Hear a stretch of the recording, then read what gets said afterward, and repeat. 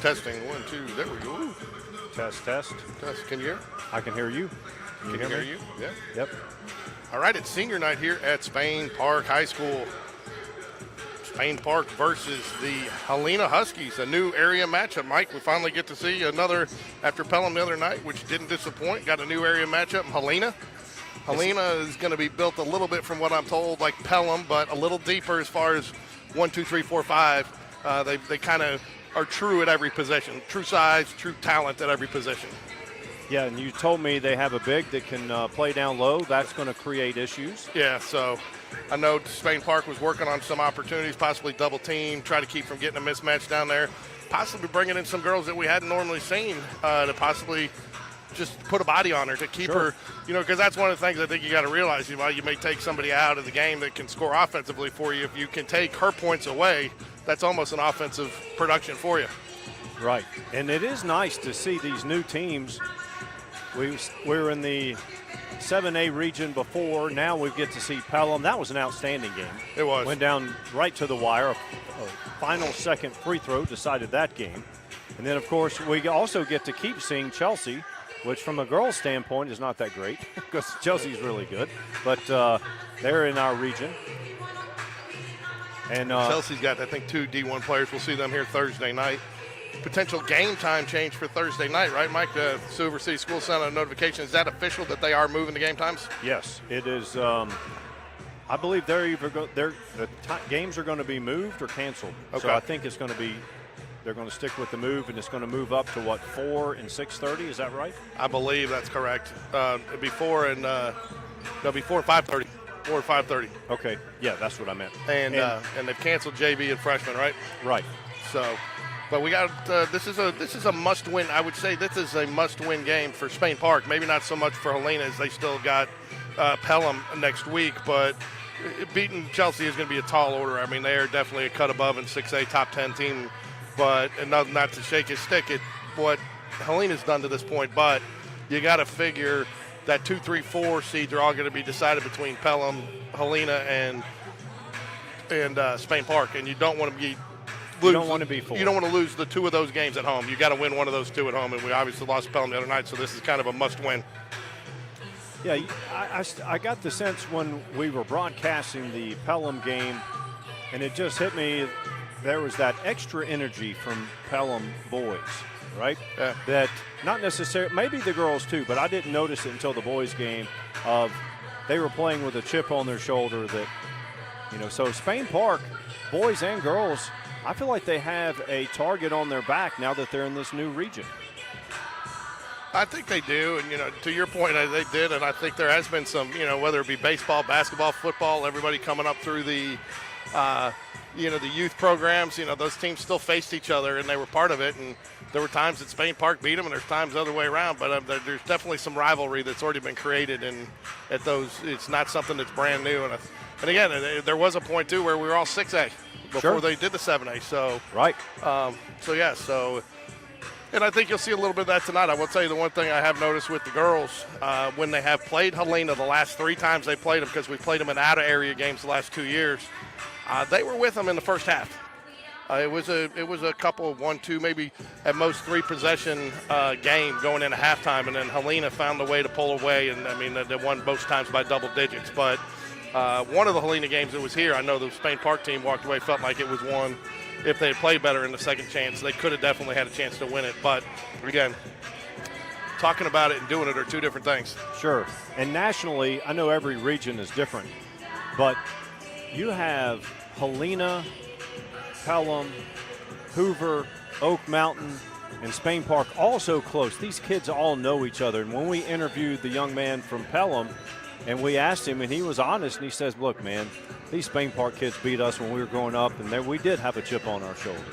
And, that's it makes for good rivalries. Oak Mountain's, a mile and a half down the road.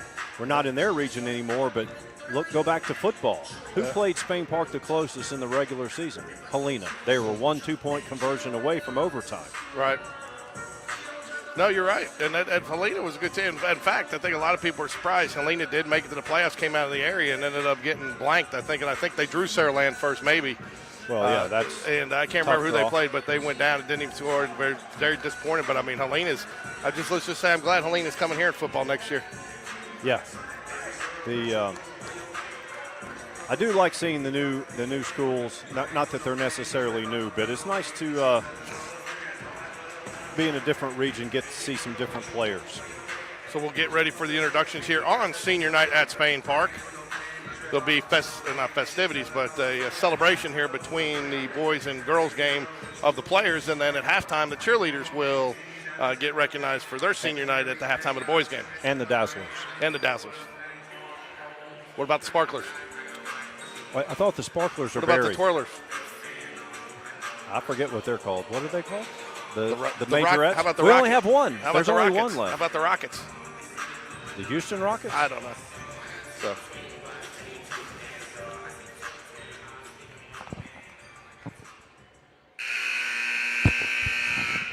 Good evening and welcome to Spain Park High School for tonight's area game, featuring the Helena Huskies and the Spain Park Jaguars. This being the starting five first, Helena. Number 1, Helena Satterfield. Number 2, Jaguars Duty. Number 10, Marty Grant. I think Grant is the one. Grant's the big? Yep. Number 20, Mallory Rose.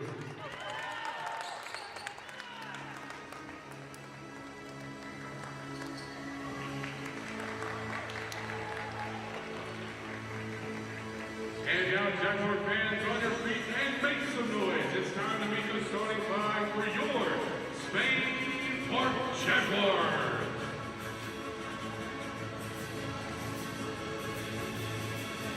Starting at guard in 8th grader, number 0, Nyla Calhoun. Starting at guard in 8th grade, number 3, Ava Leonard. Starting at guard, a junior, number 21, Tegan Huey. Starting at guard, a senior, number 23, Jordan Corey. And starting at guard, a senior, number 4, Tori Flournoy. The Spain Park Jaguars are led by head coach John Hatter.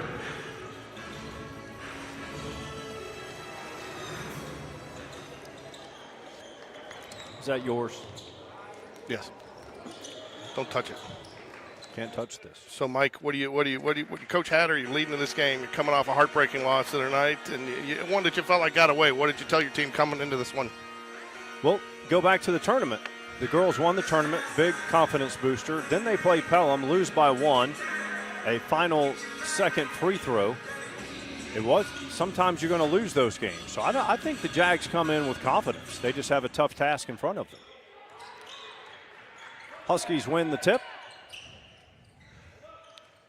Number 1, Satterfield with the ball. Satterfield is solid for them. She's going to get her points, and she really is kind of what makes this offense go, from what I was told. Good little ball handler. She will. Yep. Not afraid to go inside. She banks it in with a kiss. A little surprised that Helena's not putting on a little pressure early to see how we respond to it. Do they normally press full court? I haven't seen them do it a lot, but I've seen they can do it. And again, I think they've done it against us in the past, and I think, you know, that was one of these things when this team was younger. A lot of teams would take advantage of that. Okay, looks like they're in, basically, they're man-to-man.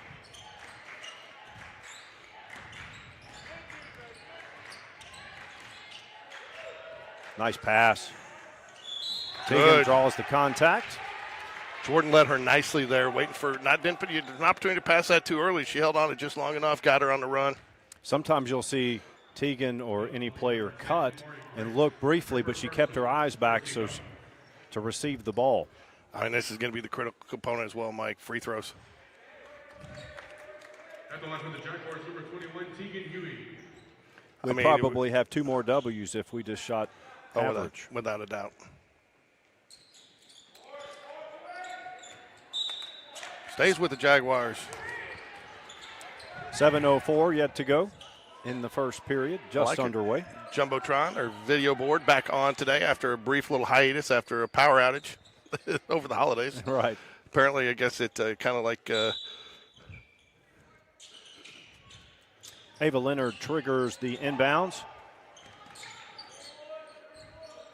Nyla Calhoun has it up top. Huskies playing man-to-man. It's kind of like the Greco. It goes into shutdown mode when it doesn't like something, right, Mike? JoJo up top.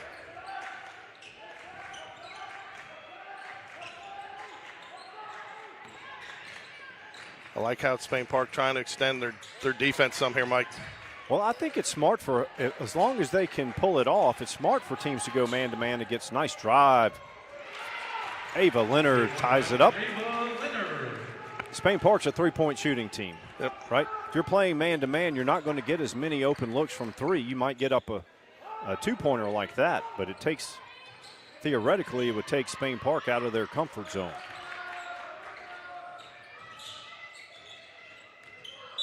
Double dribble. There we go. Turnover to the Jaguars.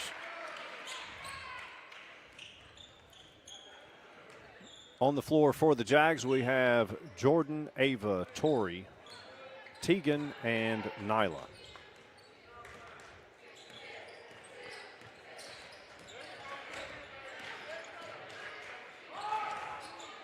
Ooh, long three, no good. That's a shot, though, you expect Tori to take. And I think it's one that Coach Hatter wants her to take, don't you? I do. Ooh. Travel up and down. Again, I think Coach Hatter put a few little wrinkles in today. Again, I think, teams that are just used to it, and I don't think that they see teams make kind of as many adjustments. It's kind of what is what will be, or what was is what will be. But Coach Hatter's put enough adjustments, and I think it does cause a little bit of problem on what the other team's trying to run. Key busters. I'll tell you, so far, Mallory Rhodes for Helena, she's done a good job guarding Ava. You would think that Ava could break her down, but she moves her feet well for a tall player. Tori out top, picked up her dribble. She's going to get a 5 call. Yep. I thought Coach Hatter tried to get the timeout. But do you even waste it at 2-2? No, I don't think he did. 5-12? I saw him stand up. He was saying something to Tori. I thought he was going to try to go, but I agree with you. 2-2, do you really waste the timeout there? Those timeouts are going to be critical coming down the stretch. He had one to burn still, and he tried to get it in that Pelham game. They wanted to double the girl that took the last shot, and unfortunately the officials did not grant him the contact, no call. Tegan Huey with the defensive board. Ava's going to press it up. Contact, no foul, no good on the shot. Number 13, Heinz with the rebound. That looked like it was there for a minute, Mike. They did a nice job of kind of closing that lane and really didn't give an opportunity to get a clean shot. These area games, it's long three-pointer is good. That's number 13, Isabel Heinz. Huskies lead 5-2, 4:25 remains in the first. Ava drives again off the rim. Tegan put back. I'm not sure that's the shot. I think he's wanting to. I think he wants to get that shot, but I think he's trying. I think he wants to work a little more clock and maybe get a cleaner look. She needs to just take it all the way, and like she did that other time when she got the 2. Not do that little step. Easier said than done. Huskies do have some size. They bring in more size with Destiny Brashears.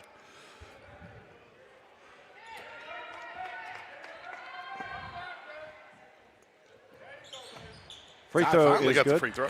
5-3 ball game here.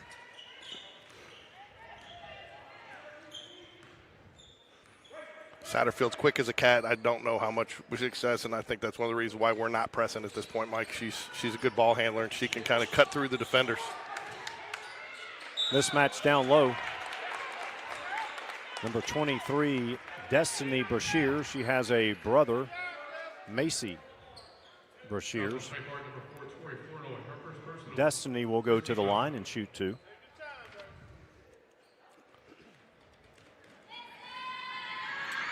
Left-handed free throw on the way, long. Nyla comes in to give Ava a break. You know how Spain Park had to switch there, and you had Ava on Brashears. Looks to me like Helena's trying to get those mismatches. Free throw short. Tegan another rebound. Huskies lead 5-3, just under 4 to play in the first quarter.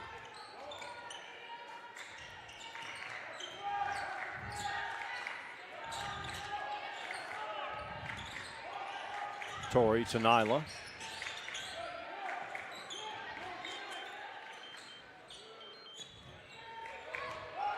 Good quick movement there. Three-pointer just off the mark.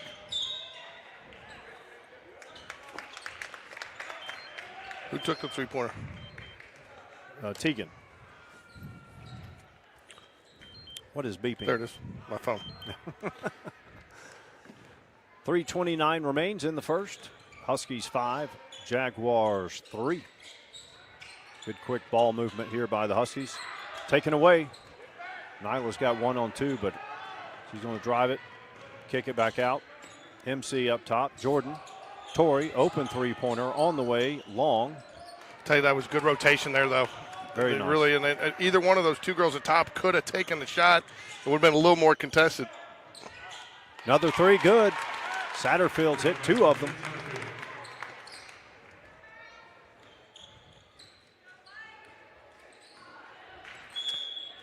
Coach Hatter going to take a timeout here, wants to discuss it. What do you tell him here, Mike? He's concerned about the defensive rotation. Sometimes in a situation like this, you let another player get an open shot, but don't let number 1 get an open shot. No. Because she's already hit 2, and she's got 6 of the 8. And I think that's why Coach Hatter he's pointing to that spot, and I think he's wanting a different rotation defensively. Coach Hatter's not opposed to triangle in 2 or box in 1. No. I don't think this is the game for it unless you do something like that for 1 or 2 possessions just to mix it up. But he can get creative with his half-court defenses. Huskies lead 8-3. They've sagged into a 2-3 here, Mike. Oh, yep. Good awareness there, Jordan. Draws the foul. It's a good thing, too, because I didn't see that going the 35 down there. Is it 35? My contact's still a little foggy. Yeah. No, that's not Nash Davis. I got the wrong roster up here.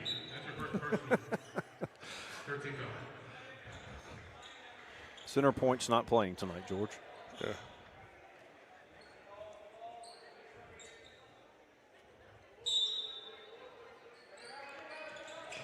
Nice cut.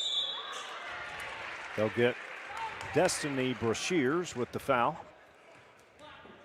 From here on out, the final 2:30, Spain Park will be in the bonus. Not sure if that is a bonus for us, the way we've been shooting free throws. Yeah, for the last month. Torrey buries that free throw.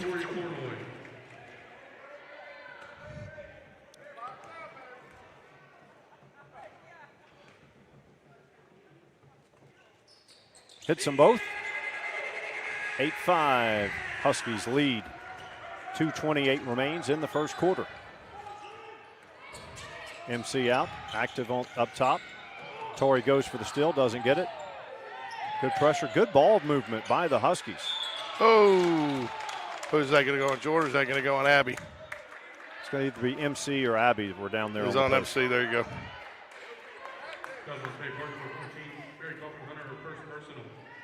Trinity Watson into the game for the Huskies. She'll trigger the inbounds underneath Helena's basket. Close to a travel. Shot no good. Abby on the floor. It's like we'll have a jump ball. Hey, is that Green P? Are they keeping track of it tonight? Keeping possession arrow tonight. That lady is. Okay, nice. Good for her. Jaguar basketball, 8-5. One less thing for George to complain about. I don't complain. It's just nice. I mean, you go to some of these other schools, they not only do that, they put the fouls up, how many the players got.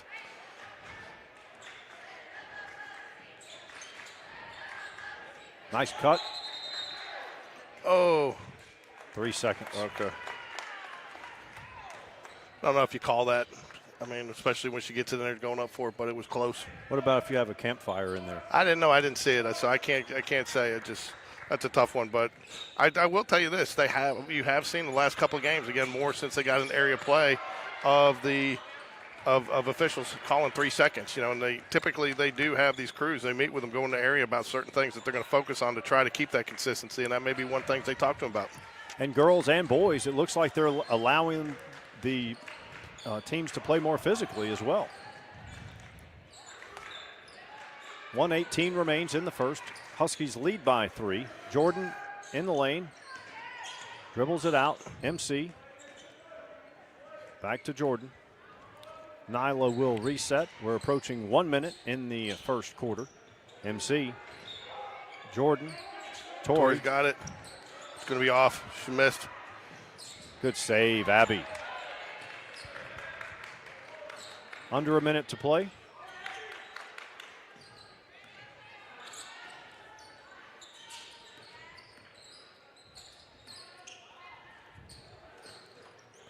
Getting close to the point where you might want to play for 1, but still you'll take the open 2 at the rim. I mean, I think this is smart by Spain Park. You know, you're not going to go. Good pass there by Jordan using the floor. Inside of 20 seconds now. Long 3. Nope. I thought she had that one. Rhodes with the rebound. She gets it ahead. Good drive. Basket no good. Contact, no foul. Abby gets the rebound. That will be the end of 1. Huskies 8, Spain Park 5. I know Coach Hatter will disagree with me because he normally does, but if I'm the Jaguars, I'm happy with that last minute. Yeah, I do too. You know, I think the way they moved the ball around, they got a couple of clean looks at it. Good save by Abby.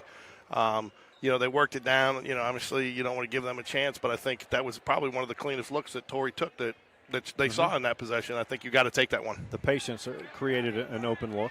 And I like the Jaguars. They didn't just pass it around outside, too. They tried to get it inside a couple of times. Huskies dropped down and doubled some. It looks like you're going to have a sub come in for Jordan Teagan, Camilla Dawsey, Tori, Ava Leonard, and Abby Watley will be on the floor for the Jaguars here to start the second quarter. And it will be Helena basketball, thanks to our handy little possession arrow up on the scoreboard. Spain Park cheerleaders were out on the floor. They will be at the national championships in about a month down in Orlando. So we have 1, 2, 3, 4, 5, 6, 7. We have 8 senior cheerleaders. We have 1, 2, 3, 4, 5, 7 senior Lady Jags. How many seniors do we have on the boys team? 1, 2, 3, 4, 5, 6, 7.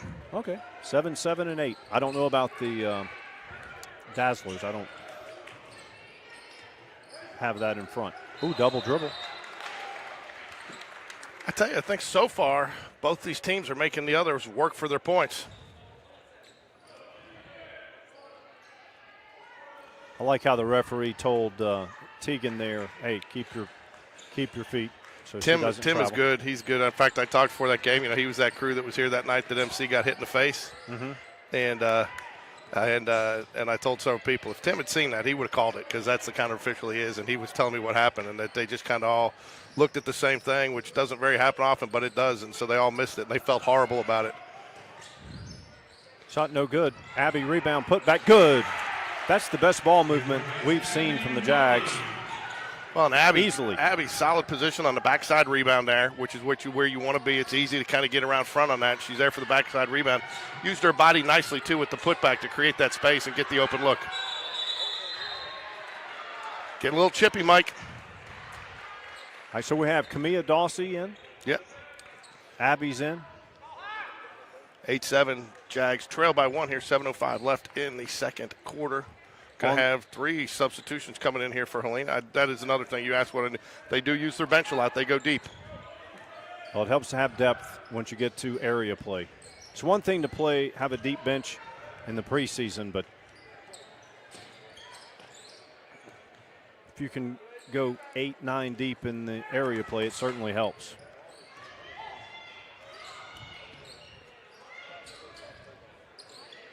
Ooh, Tori at the elbow. Thought Mia. she could. She drive, jump Good stop. jump stop by. Oh, in and out. Been the Yep. story of our three-point shooting last two games. Good defense. Ava Leonard. Camilla Dawson gets the rebound. Tori up ahead. Tegan. Oh, you got to make that. She doesn't finish. A little strong. And, you know, she's got time there. That's one you can almost jump stop on. And Huskies lead 8-7. 6:04 remaining, second quarter. 4 players at the scorers table. Helena going to take a timeout. And, you know, Mike, one of the things that I've seen, you know, between Friday night and the night so far is I think in this area these teams are fairly evenly matched. Yeah. You know, and I think one thing I think both teams kind of relying on is solid defense, making the other team try not to beat yourself. One thing I noticed in the game against Pelham had talent in a lot of areas, but Spain Park, they were in that game not because of anything other than they were playing disciplined basketball. And in the years past, we would see Spain Park get down and not lose interest, but the opponent would pull away. Well, Pelham they would get a lead, we would cut into it. They'd get a lead, we'd cut into it. And at the end of the game, it was tied, and it ended on a free throw. So, well, years past, we didn't have the talent or the experience to really kind of crawl back into those games. You couldn't rely on it. And, you know, and there were teams, Mike, that clearly got some of those leads and taking advantage of our weakness, you know, not being able to pass it, not being able to skip it, not be able to get it. I mean, there were several games. We couldn't break the press. There were several games in the first 5 minutes. You're down by 20, and we hadn't even gotten it over half court yet. Yeah. Huskies, good ball movement. Nice dish inside. Two-pointer, no good. Jordan Corey with the rebound. Camilla has it, left side. Nice recovery by the Huskies. Abby Wiley looks confident. I mean, she looks like each game that she's played, she just gets more and more confident, and it's really starting to show on her performance. Yeah, she looks comfortable out there. I believe there was a concerted effort in practice for the Jags working on patience and ball movement. You're going to get Jordan with the foul there. A little frustration foul, it looks like.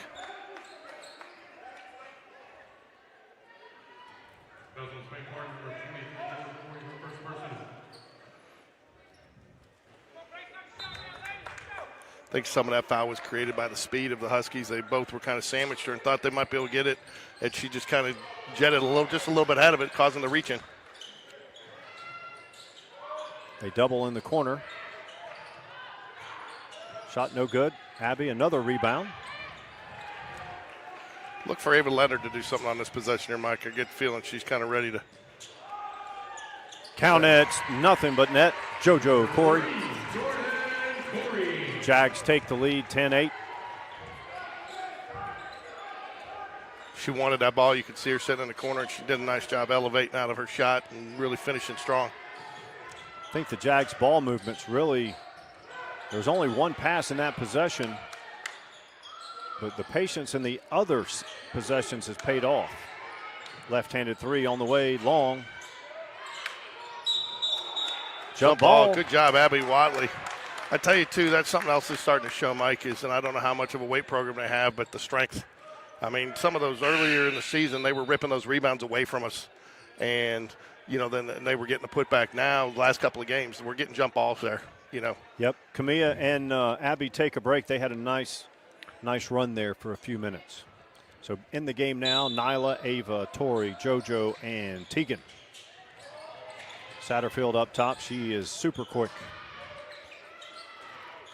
Step back three. Off the back iron. Good box out by Tegan. Ava's got 1-on-1. Take it, young lady. Drive and the basket. Great decision there by Ava Leonard there. Like I said, anytime she's one-on-one, she's got to be going to the basket. I want her to take it all the way to the rim. No, one-on-one, I definitely agree. You know, and that's where, and especially, too, when she's on her right side. She's much stronger, as most kids her age are on the right side. You know, her left side's there, too, but not as strong. Number 44, Gracelyn Ambrose takes the rest for the Huskies. Got a couple of boards on the offensive end. Free throw long. Jags lead 12-8. 3:48 remains in the second quarter. Satterfield picks up her dribble, gets it to Heinz. Back to Satterfield.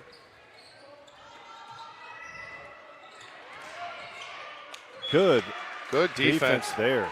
I'll tell you, too, I mean, they are having a fight underneath to get position. Now, here's Helena. Here's where they're going to try to steal a possession here with their press.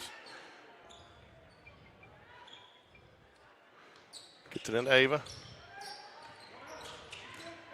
I tell you, 20 for a tall player's got good feet.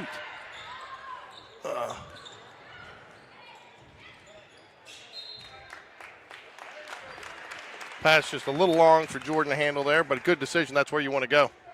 Beat the full court pressure with the pass. Didn't work out that time. 3:20 remains in the second. Jags lead by 4.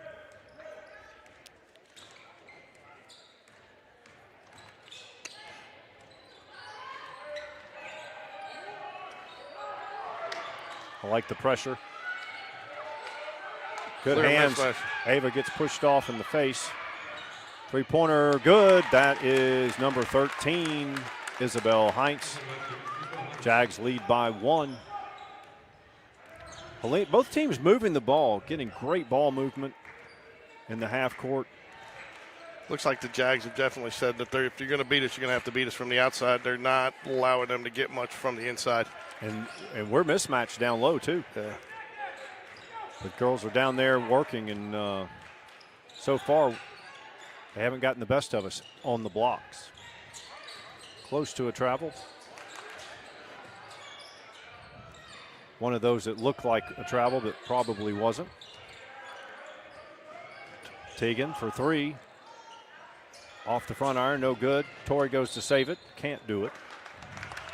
2:11 remains. Jags lead by 1. Low scoring game, 12-11. Again, I think, I wouldn't go as far as to say that the teams have shot poorly in this low scoring game. There just hadn't been many opportunities. I mean, there's been a lot of clock used by just trying to dribble it around and find the open look. Turnover. Coach Colby almost took one for the team down there. Yeah. And Zadie. Huskies thought about the press, then not so much. Going to take it off here. 1:56 left in the second half. Jags lead by 1 here. JoJo, Torrey, Nyla, Ava, and Teagan on the court for the Lady Jags.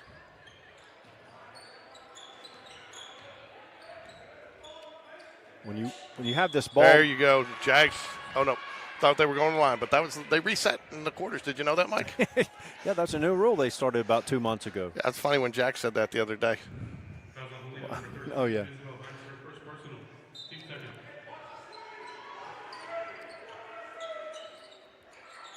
This is the most patient we've seen Spain Park all year. It's patience with a purpose. Turnover. Too low. Torrey slows the ball. Moody had it. Now Rhodes has it again. Rhodes avoids the trap. You think Helena's going to try to play for the last shot here in the half? I don't know. I think they'll take if they get a good look at inside, they'll take it. Foul. Like that? Yep.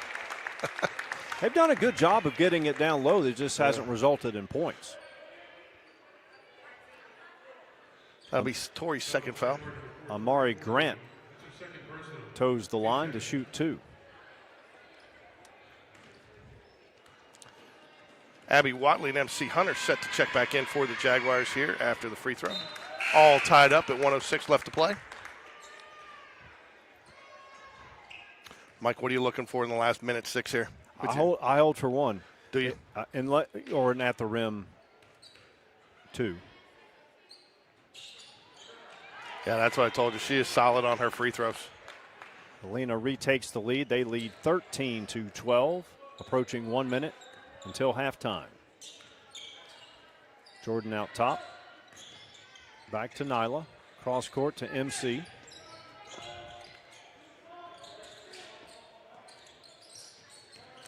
Taken away at the elbow.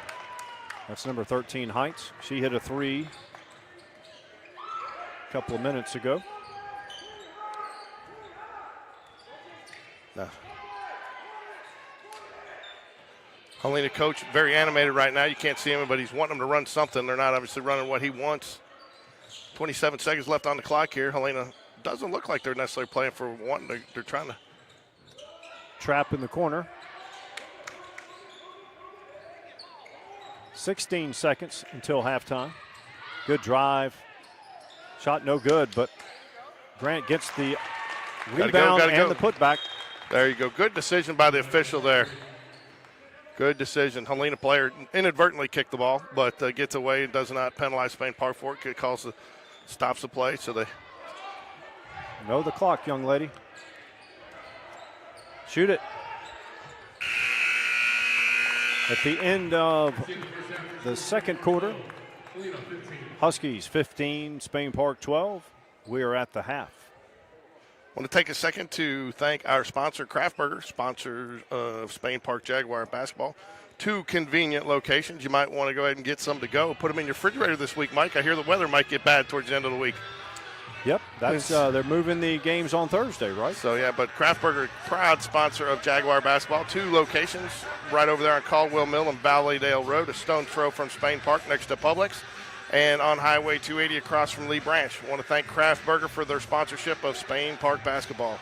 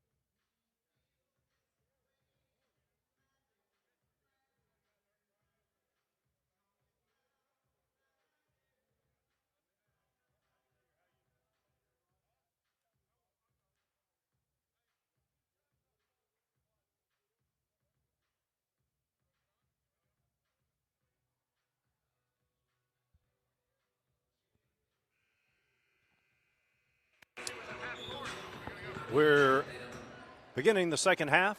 Huskies lead by 3, 15-12. Ava. Tori back to Ava. Jordan in the corner. She drives baseline. Cross-court pass to Nyla. Tori, Ava. Jordan for 3. Rainbow. Oh. Long. Nyla. But gets the putback.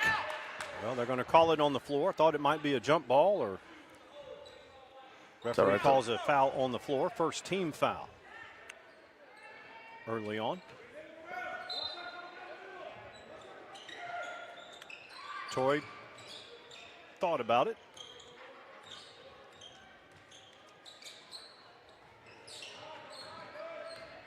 Teagan up top. JoJo back to turnover. Bad pass. Coach Hatter not happy about that. You can see him shaking his head. You really felt like the Jags wanted to get some points. First possession of the second half there. Satterfield, contact, no foul. She was definitely hit on that three-pointer. Very physical down there on the boards. Calls jump ball. Look at the green arrow, George. Jump ball to Hey, the the guest. green arrow. MC going to check in.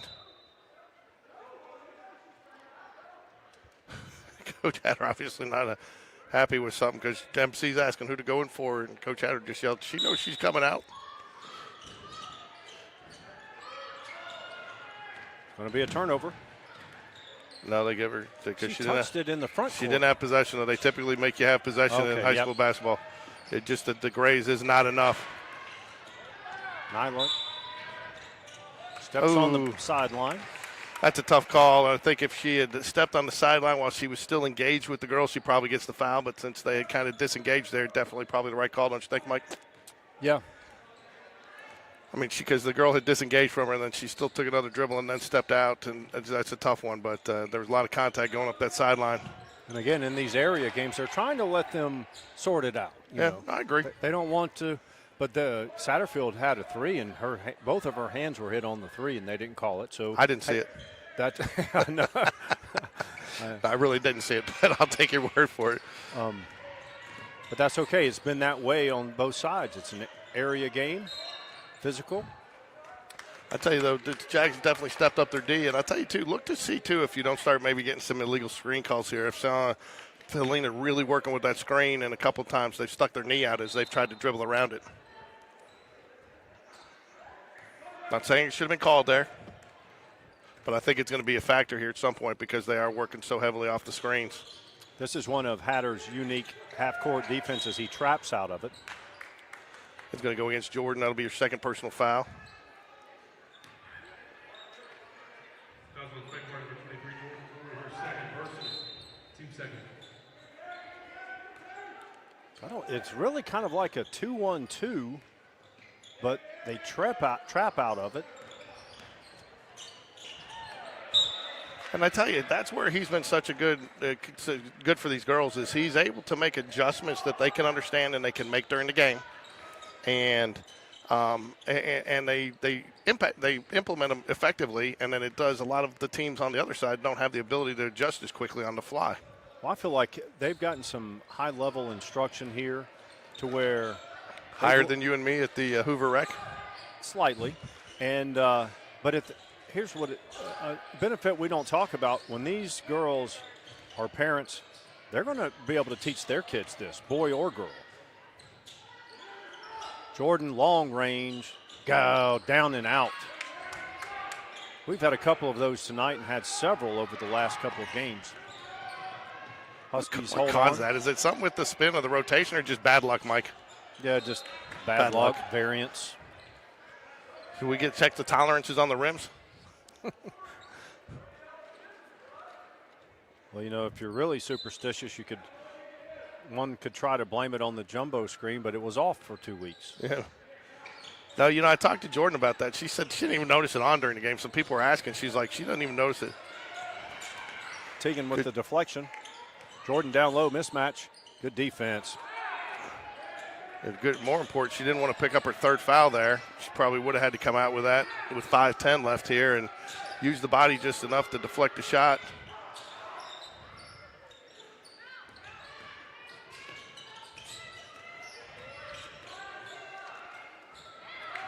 Satterfield has it.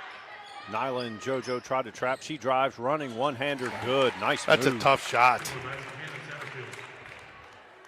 Satterfield extends the lead to 5, 17-12. 4:42 remaining, third quarter. JoJo has it up top. Torrey. Down 5, but Torrey hasn't gotten close to a shuffle there. MC drives, gets the shot up, does not fall. MC causes the turnover there. Torrey has not hit a 3, so only down 5. Torrey has not gotten underway, gotten going outside, so usually it's only a matter of time. Ooh, I thought she'd take that. She does finally take it. Short. Tegan rebound. Put back. Tegan's a great offensive rebounder. Didn't get that one to go. Satterfield, long 3, short. Torrey. Going to be a foul on number 13 for the Huskies. What? No, they're going to They're going to call it out of bounds? Yes. Wow, I thought she tripped her. Number 22, Watson in. Number 13, Heinz out. You didn't see a trip there? Saw they get that Husky player got bodied up and went out of bounds, but like I said, they're allowing physical play. And they're allowing it on both sides. They've been consistent. I would give them that. They have been consistent.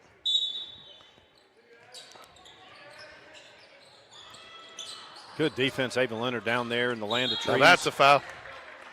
Hey, CJ.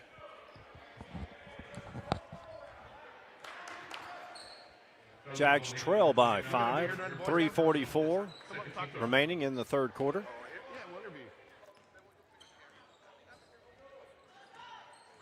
Jags have the ball, half court. MC up top on the court. MC to Tegan. Cross court, turned over. Jordan getting back.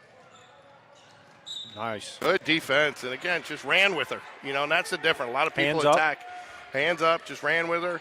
And as a lot of people don't realize is the defender has a right to run there too.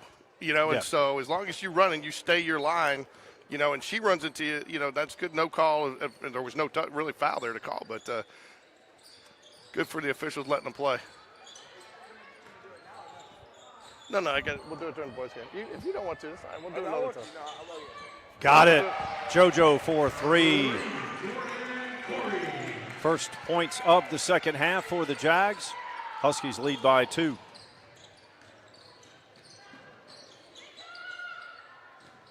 Abby down low, double teamed.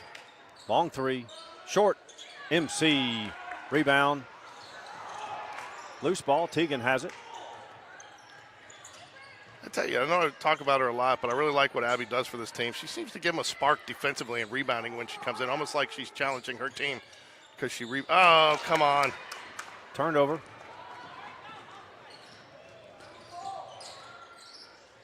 Good job by Jordan there to keep her from getting the easy layup. Got out in front of her so she couldn't make a clean streak to the basket. Long 3 on the way for the Huskies. No good.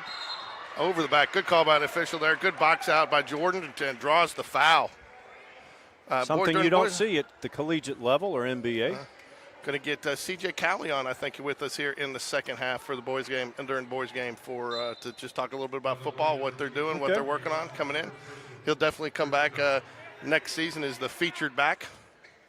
I'll tell you what, though, we better be careful. He'll take over the broadcast, and you know what? He'll take over the broadcast, and people will love it because he is so infectious and fun to talk to. He's a great interview. On Jag Connection, he was outstanding. Yeah, and we did a Mondays with Mitchell with him. Cross-court pass, Jordan. She's hit a couple of threes. I think Jordan's got the only threes for the Jags tonight. Turnover again. We've had some careless passes on these cross courts. Abby drives. Nice thought. Dude, I like where they're thinking. They're playing basketball, Mike. Cut. Yeah. Pass and move. And unselfish basketball. They're trying to two-point game here, though, with 1:52. I think if you're the Jags, you obviously want to be leading. I think you're happy with this, though. I think there was some concern of whether or not we could slow them down in the interior. Well, the game has been slow and low scoring. Again, I don't think it's been from necessarily, I wouldn't say. Offensive putback. That's it. Another offensive rebound. Putback, no good. Oh, wow. That was close. Good call for the Jags there. I thought it was going to stay with the Huskies. I think the Huskies thought it should stay here, but the officials right down there. And like I said, we got a pretty good crew tonight. As you said, one game you like the officiating crew, all but 2 of them. I like all these guys. These all guys are pretty good. You know, one thing I like about it, too, is these guys, you know, you do see, and I haven't seen as much last couple of years, but you do see some that don't put the same enthusiasm into a girls' game as they do the boys. And for good pass down low. You know what I'd like to see? Now that Jordan's hit 2 threes, they're coming out really hard at her. I'd like to see Tori on the same side. I don't know if their offensive sets will allow. There we go. She gets on the board. Great ball movement by the Jags. Patience. Yep. Well, and they waited, and then you get them in scramble mode, and then that's when, and again, you know what, some of that can help you, too, on the rebound. Double team out top. Satterfield. He got the timeout. Okay, good. Good call by that coach because nothing good was happening there. No. She was either going to step out of bounds or throw it out of bounds, and good timeout call by their head coach there. So Jags lead, though, 32 seconds left here in the third quarter.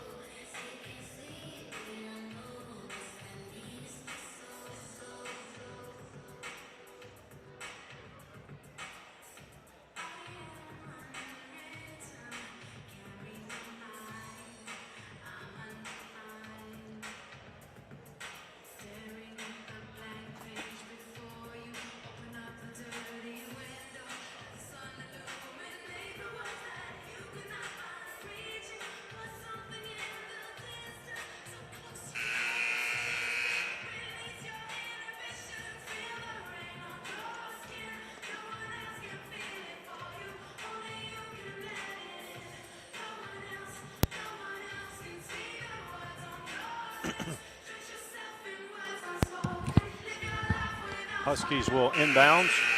32 seconds remain in the third quarter. You know, Mike, again, one of the things it's going to come down to is, I mean, the Jags got to make their free throws the rest of the way. I mean, I think we're probably about 25% so far in the game. You've got to get north of 50 if you want to play competitive in area play. Yeah.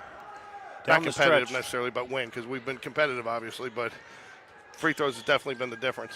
If you're Helena here, you looking for last shot? That or inside the paint, too. Now, Jack should.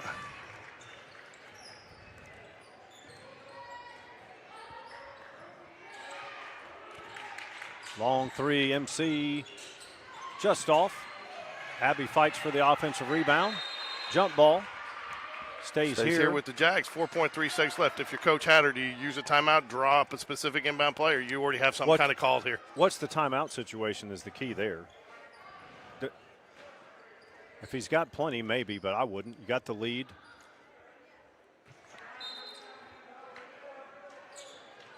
Nice pass. Abby goes up. Contact, no foul. They haven't been calling those tic-tac fouls. At the end of three, Jags lead by 1. It was a great inbounds pass, a great look, a great chance to extend the lead to 3. But nonetheless, Jags take the lead into the fourth quarter, 18-17 with 8 minutes left to play, Mike. So what do you try to more of the same? The ball movement has been the difference in the second half here for the Jaguars. I would. And listen, if the Jags get up 2 possessions, they're up 1 point now. If they get up 2 possessions, I would even be more deliberate, and I would spread them out more just to attack them. But what the pace of this game and the tempo of this game is working in the Jags' favor. Number one, when neither team goes to the bonus, that's to our advantage, unfortunately, because our free throw shooting is not good. Right. So, but as you said, when we get into the final 2 minutes and it's a close game, free throws will be and always are crucial. Want everybody to stick around here for halftime today for special presentation. Seniors are being recognized for the basketball players, boys and girls. Obviously, we'll have it from the backside, but we will.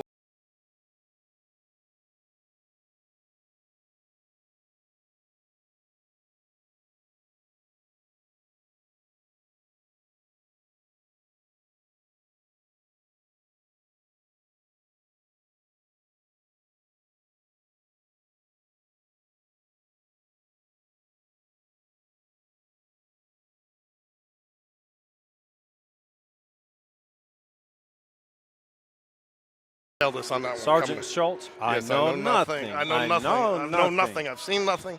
So I tell you, if I'm Helena, I'm probably trying to get maybe a few more shots for Satterfield. She's been solid every time she's touched the ball and taken a shot. She just hadn't had a lot of opportunities. Jags have done a nice job on her defensively. Yeah, she's a problem when she drives, too. Ooh, got her with the leg. Yep. Again, if you don't stick the knee out there a little bit, it's probably a no call, right? Yep. And again, sometimes Tori's fourth. That's going to hurt. Yeah, she just now got on track with that, her first 3 of the game. Rest her for about 3 minutes, hopefully.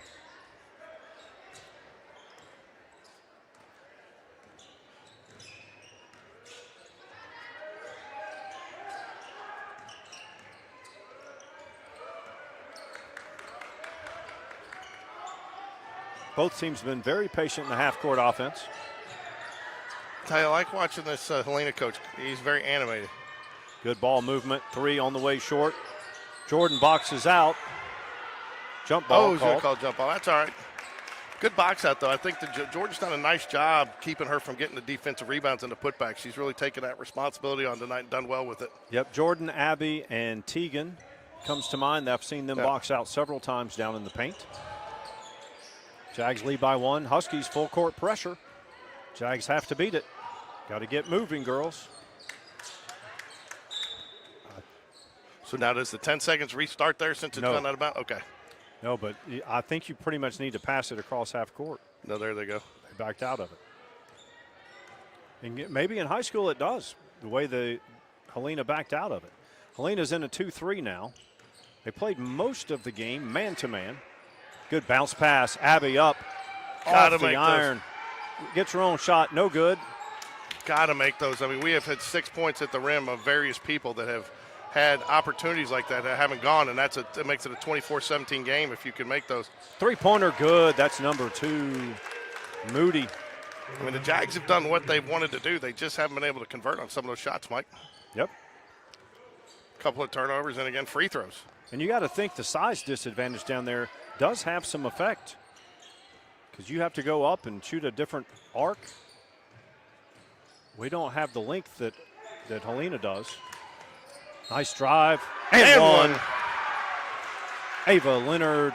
I like, again, Micah, we've seen the Jags have some success with running Ava Leonard surprisingly at the high post. Yeah, she's not afraid of that. And she can create from in there, and she's got good court vision. Lindy Easterling set to check in. She had a nice game last against Pelham. She did. Didn't have huge minutes, but she came in, hit a 3, played good on the defensive side. I'm just going to tell you right now, Mike, not putting this all on one person, just saying that the gods of the court say if we make this free throw, we'll win this game. What do you think? I don't believe in that. But I hope you're right. You got the, sometimes in golf, the wind's got to blow in the right direction for you. Like the Jags pressure there. I think it's, again, forced the issue a little bit. And I will tell you, if I was going to say one thing about deflected, Nyla Calhoun gets the takeaway. Got some numbers. Jordan on the air. Misses Tegan, another offensive rebound. She gets the foul called. Would have been nice for that 3 to have gone right there. It looked good coming out of her hand just off the back of the rim. Yep. Good look at it. Did not fall. Jags lead 21-20. Under 6 to play in the 4th. Cross court, Lindy, she likes that shot. She does. The number 20 closed out. Somebody needs to go help her. There we go. I like Rhodes' game for Helena.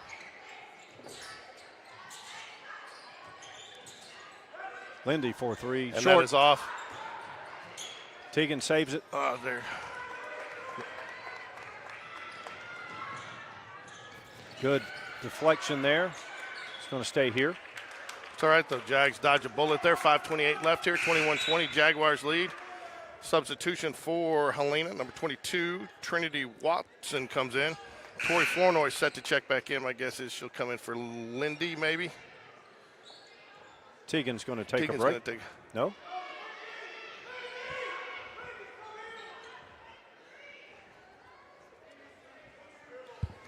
Tegan.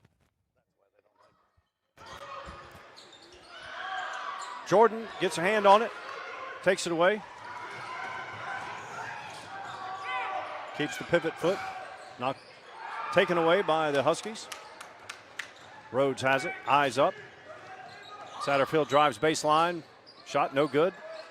Tegan Huey, another rebound. Ava Leonard, she's got space. Can't finish. It was Nyla Calhoun there. Yeah, sorry.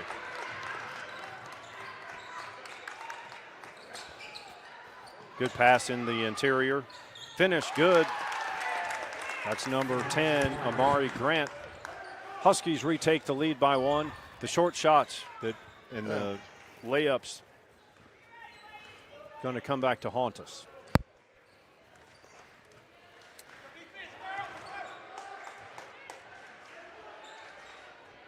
Jordan, Rainbow, short. Grant. They're going to get Tegan with the foul.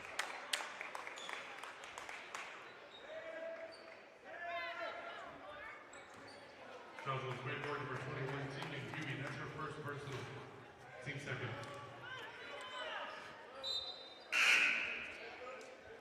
We're going to have to get a younger broadcast crew Why? because all these games going down to the wire, 1 point, 1 I know. point. My heart can't handle it. Each team 2 fouls. Rhodes back to Satterfield. Satterfield breaks through the double team. Makes sense to sub. Oh, wow. Offensive Great. foul. Yeah. You called it. You talked about the moving screen, and Yeah. he saw that one. Wow, and I saw him look, and I saw actually the reason I like to take credit for seeing that, but I saw him warn a couple of girls on Right. it early on, which is a good thing to do, rather than just start calling the foul right out of the gate. When they were getting close, you saw him make a couple of warnings to him, and it was just Next time, just claim that you're clairvoyant. no. Jags trail by 1 here. I think they're going to be patient here again, work for the shot. Ooh, that's just an unforced error right there. And that's the difference. I mean, Helena's made those shots the easy, We have not. Huskies extend the lead to 3, 3:39 remaining. Fourth quarter. MC up top. Force that one. Jordan has it. She drives left wing back to MC. Tori, take that. I thought she was going to take that. She can take this one. Yes, Got it. sir. We are Tie all ball tied game. with 3 minutes left. You get your money's worth, folks, when you come watch the Lady Jags. That hasn't been the case the last couple. Timeout. No. Helena. Had to. I think he was getting close on the 10-second call there, wasn't he? Could be. What's the rule on that, Mike? You get the pass and you're half over, half. Do you have to be all the way over in 10 seconds, or does it? You just have to establish I think 1 all point the way over. Do you? We need to research and see what the difference is in high school and college. Who's that dancing with the cheerleaders? I don't know. He's dressed in Spain Park gear. Is that the DJ? It might be.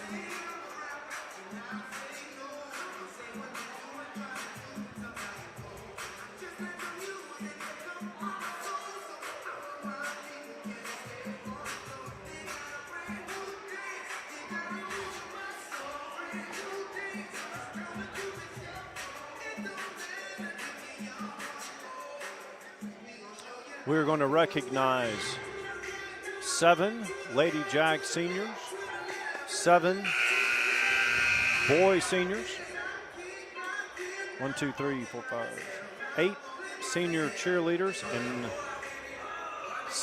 1, 2, 3, 4, 5 dazzlers. So Mike, what do you possession arrow to the Huskies? So fouls not really an issue at this point. Helena's got 2 before Spain Park shooting, and Spain Park's got 3.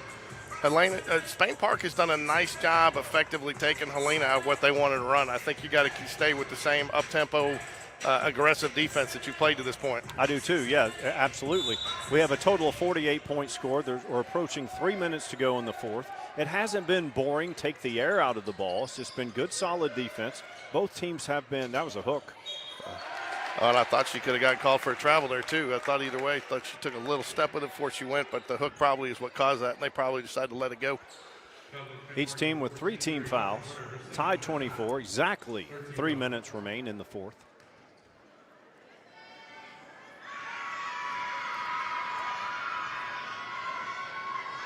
Moody at the line, free throw up, no good.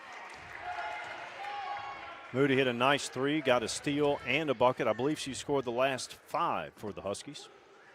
Stick around after this, folks. We will be covering the boys' game. We'll have a little bit of a break as we honor tonight's seniors. 14 in total on the basketball court. I'm not sure how many cheerleaders. Short, offensive rebound, good. Contact, no foul. Their coach and their fans wanted a foul there. I think there might have been one, but again, they are letting them play, Mike, and I would say that it's been consistent both ways. It has. No crying tonight. No crying in baseball. That's baseball, not basketball. Torrey for 3. Short. She liked it the whole way. She just came up a little short. So now if you're Helena, do you take a little bit of air, try to take a little air out of the ball? Oh, wow. Tough break. Tough break. Good D. But again, Nyla Calhoun set to check in for MC Hunter. You know, I think you're going to continue to see that as an offensive-defensive switch. I mean, you get the ball handling that probably out of I would get Torrey out right here because she's got 4 when you go offense to defense. Yeah, might have been a wise decision. He trusts her on the court with the 4 fouls. Nice pass in the interior. I'll tell you, number 2, Moody, she scored the last 7, at least the last 7 for the Huskies. Huskies lead by 2. Torrey cross court to Jordan. She forced it. Turnover. Heinz drives. Oh, jump ball. Jump ball. Nice Good call. job. Good Nyla job. Calhoun. Good call, and good call by the official there. That definitely, clearly, she had her hand on the ball going up with it. Ball will remain. That gives the Huskies an opportunity to get Satterfield checked back in. 3 team fouls apiece. Just under 2 minutes remaining here.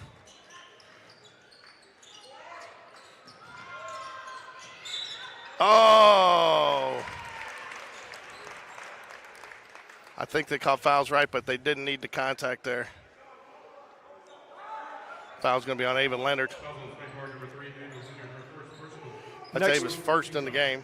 Had a very disciplined night. Next foul puts the Huskies at the line.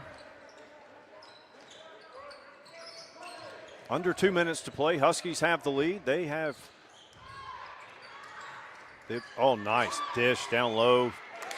Number 10, Grant puts the Huskies up. Still no panic, though, if you're Jaguar. You've got, your one possession game here, 2 minutes, a minute 30.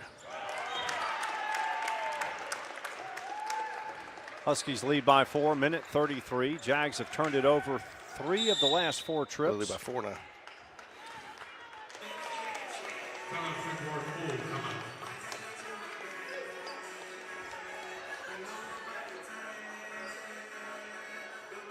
I think that's a good timeout call there by Coach Hatter. I think you bump up the pressure here. If you put them at the line, so be it. Yeah. Go ahead and start that early. And they have not been nothing but string music on their free throws. I mean, there's definitely been some question marks on their free throws. So I don't think, I haven't seen anybody but they're big that's been automatic. Yeah, Grant's hit hers. But we have created some turnovers, but the 4-point deficit here was created by our own turnovers. And really, Moody has been the player of the game this last 5 minutes of the game. She's scored 7 or maybe even the last 9, but at least the last 7 points for the Huskies.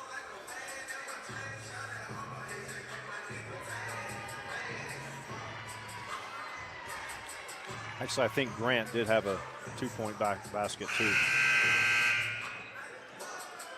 Huskies inbound in the backcourt. I think Tori's the only one you got to worry about with foul trouble on the court for the Jaguars right now with 4. Jordan, I think, has 2 or 3. I think she's got 2.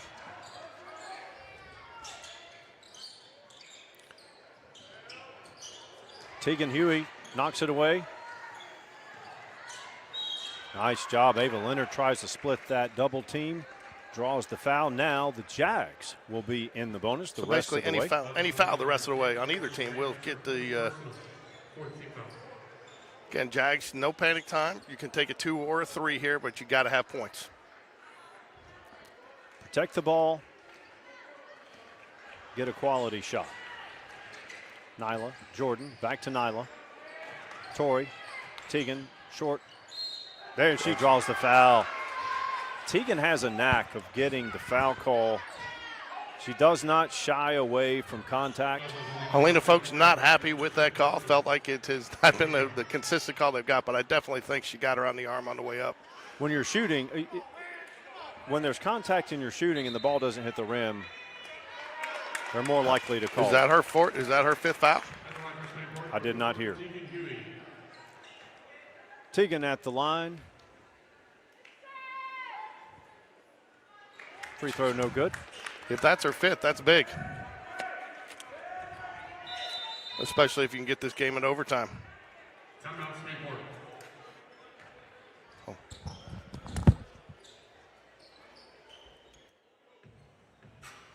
Jags trail by 4. Tegan's at the line, shooting the second free throw. 1:07 remains in the fourth quarter.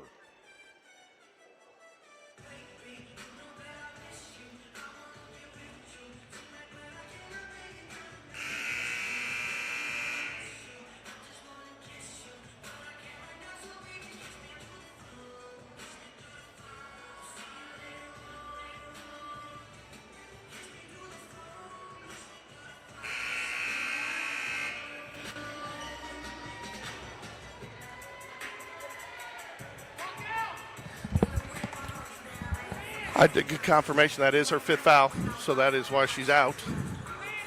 That's big for the Jaguars, Mike. Need this free throw here from Tegan, and then we'll go full court press. That a girl.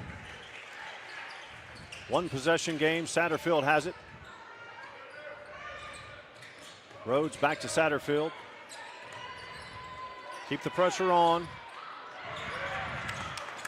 Good tip there by Jordan. Unfortunately, it was just right to her. You want to get it out of her hands and foul, I would assume. There you go.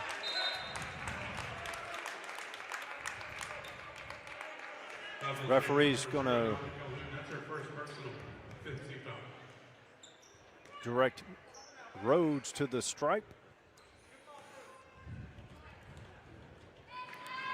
Free throw on the way. It is good. Lead back to 4. 47 seconds remain in the fourth.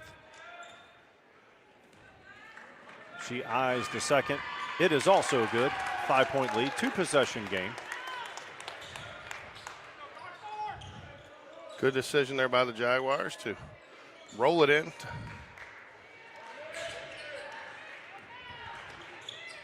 Ava Leonard spins. Jordan. Time's running down to around 30 seconds now. Jags need to get a shot off. Ava Leonard for 3. Got it. Count it. Back to 2. 23 seconds. Jags will press full court. Down 2 points. Both teams in the bonus. Mike, I tell you what, we have been treated to some good ladies basketball the last couple of weeks. It's been fun to watch them play, and they are, and they're competing. And it's something you haven't seen them do the last couple of years. If not out of a lack of desire to compete, just the skill and the experience. Well, if what we've seen in the first 2 area games, I know that Chelsea is a cut above, but if what we've seen these first 2 games, it's like the other positions are up for grabs. Yeah. Because these teams there seems to be a lot of parity in this area. And it's good quality basketball, too. I mean, when we were in the other region, the bottom half, and we were in it, The bottom half of that region, you had teams that couldn't handle the ball. They couldn't beat full court pressure. So far, looks like this region is solid. Okay, region or area? Region. We're area. We're area. Area is basketball. Area is basketball. Region. Area is basketball, baseball. Region is just football. Okay, area. So I'm surprised he's got Tori on the floor here with full court press, but I also understand it with 24 seconds left. I mean, yeah, need her size. Nyla plays denial, gets it back. There you go. Ooh, okay. I'm not sure that's who we wanted to send to the line, but. Yeah, she just saw two of them fall, but. Again, if you're the Jags, you got to like your chances. If she can go 1 for 2 or 0 for 2 from here and you get the rebound, you've got a chance to come down and tie or win. Right. Either way. With 20 seconds left, you can't pick and choose. If No. she's going to hold the ball for another 5 seconds, then you've reduced your free throw, misses. So now no matter what, you're looking at a one-possession game. If you're the Jaguars, you need Tori to make sure she really boxes out here. Everybody. Know who's got the shooter, pinch in, box out. Ava's got it. Under 20. Eyes up. Ava Leonard gets it ahead to Nyla. Goes up. No, but she is fouled. She'll go to the charity stripe and shoot 2. Fouls on Helena, number 2, Jaterica Moody. That's her fourth personal.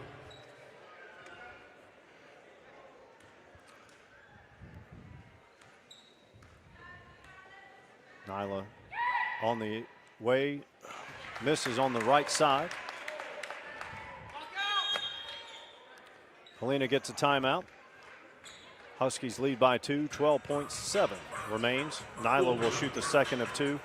So what do you do here, Mike? You make the second and then try to foul, go for the quick foul? Yes. Who's that? Dana, wasn't it? Britton? Is she not Cherry? That's her older sister. Oh. Yeah. So I think you got to hope that you got to make this one, Mike, and then I think you foul immediately, right? Yes. Oh yeah. Well, if you don't get the initial steal,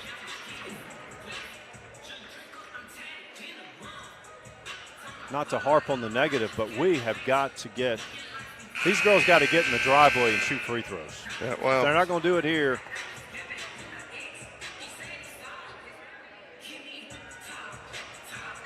They can knock down threes. It's the same in the college game. You see these kids hit threes, and then they shoot poorly from the line. It's not the glorious or glamorous part of the game. Trinity Daniels in the game here. And that is for the foul there for Tori. If they do get it, you want to foul right away. And she's also a good offensive rebounder. She is. I would have liked to have Tegan in there or Abby too, because they rebound, hit the offensive glass as well. She missed it on purpose. Looks like she missed it on purpose trying to get the rebound. And so if she only hits 1 of 2, it's still a 1 possession game.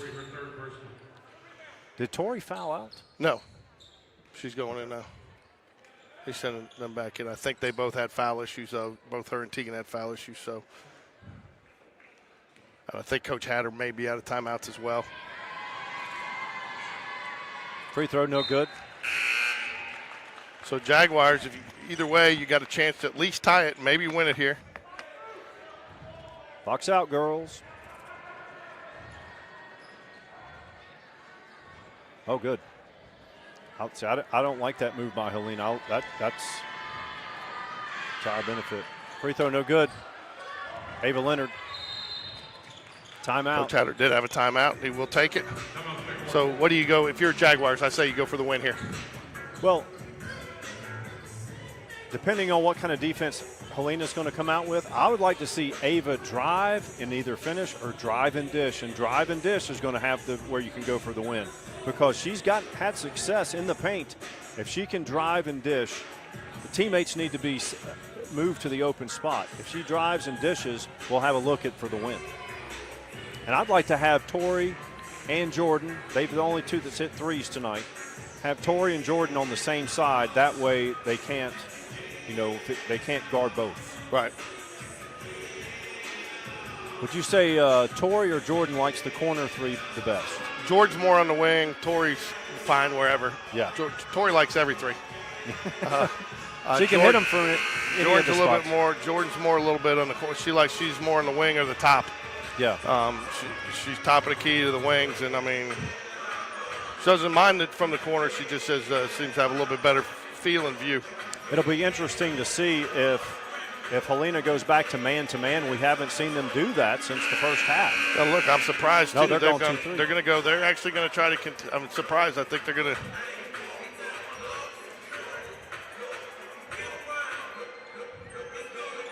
They're showing 2-3. We'll see. Hey, look. Yeah. Got them on the same side. That's what you want to do.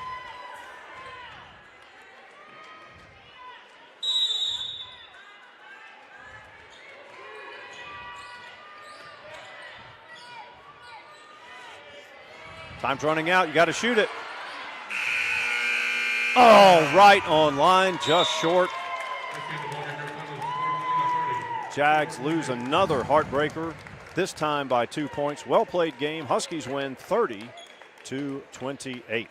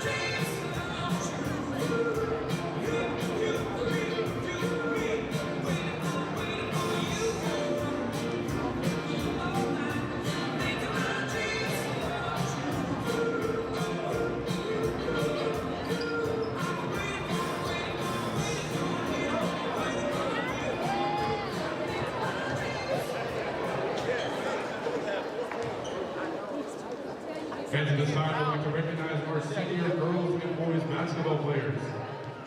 First, let's recognize our senior girls, led by head coach John Hatter. First seniors, number 2, Trinity Daniels. Trinity, escorted by her mom, Shanika Jones. and her sister, Kelsey Johnson. She will be attending the University of Alabama in the fall to study nursing. Senior number 2, Trinity Daniels.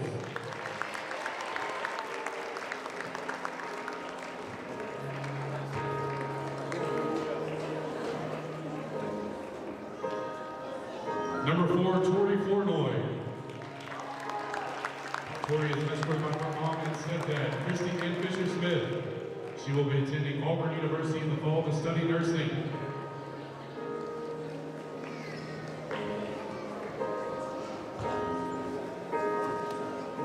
Senior number 4, Tori Flournoy.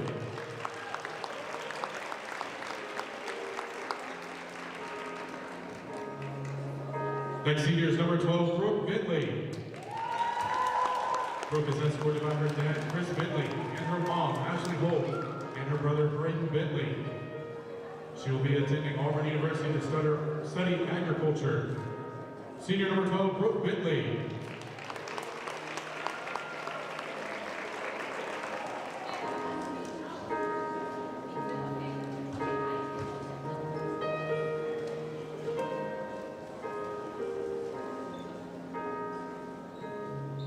Senior number 20, Campbell Busby. Campbell is escorted by her mom and dad, Kelly and Stephen Busby, and her brother, Porter Busby. She will be attending Auburn University in the fall to study nursing.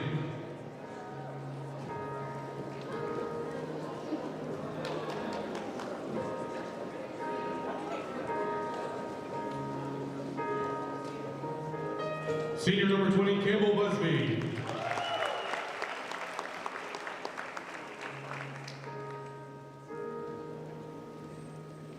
Senior number 14, Mary Colvin Hunter. She is escorted by her mom and dad, Leslie and Will, and her brother Wilkins. She plans on attending Auburn University, majoring in nursing.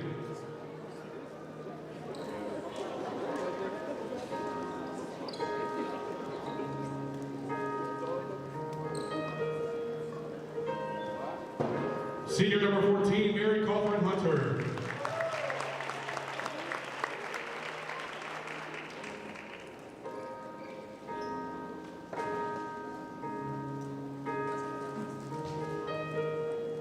Senior number 23, Jordan Corey.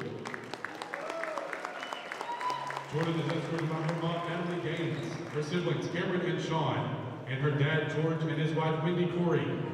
She will be attending Alabama in the fall to study biochemistry.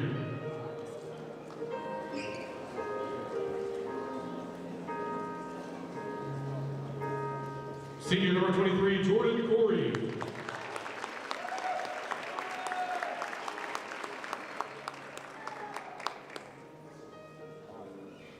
Senior number 24, Brooklyn Fortney. Brooklyn is escorted by her mom and dad, Laura and Evan Fortney. She will be attending the University of Alabama to study business.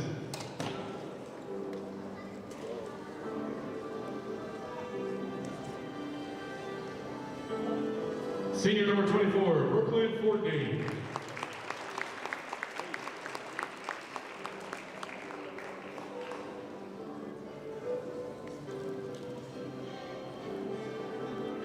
Fans, please give another round of applause for your senior girls basketball players.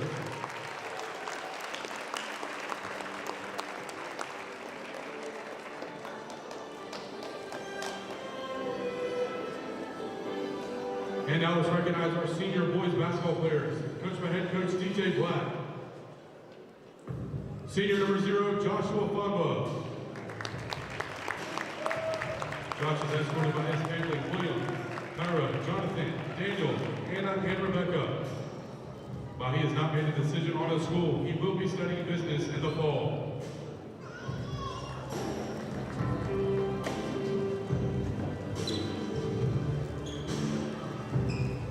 Senior number 0, Joshua Famba.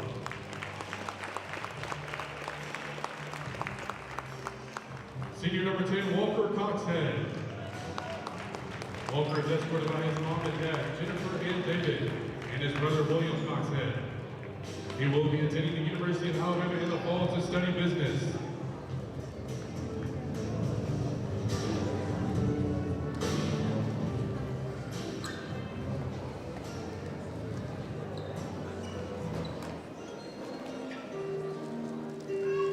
Senior number 10, Walker Coxhead.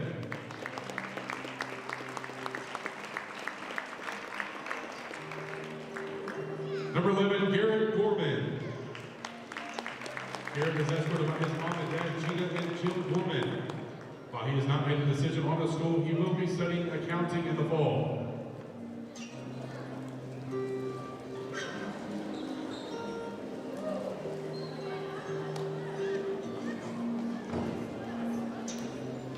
Senior number 11, Garrett Gorman.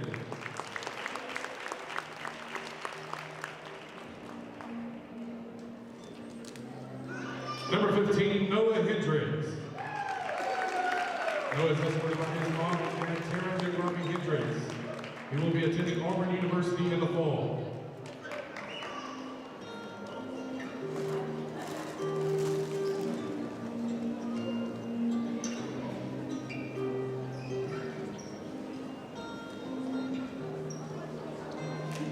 Senior number 15, Noah Hendricks. Number 22, Zach Erickson. Zach is being escorted by his dad, Paul Erickson, who will be attending the University of Alabama in the fall to study engineering.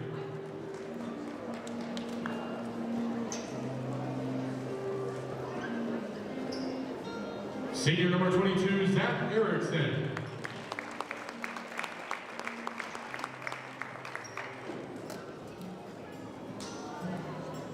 Number 24, Crawford Blevins. Crawford is being escorted by his family, David, Ashley, Cooper, Chapman, and Collier. He will be attending Ole Miss to study business.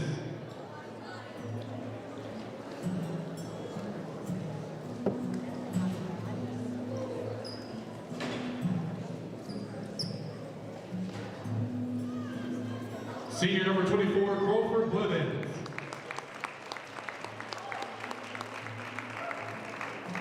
Number 25, Lee Guthrie. Lee is being escorted by his mom, Brandy Guthrie.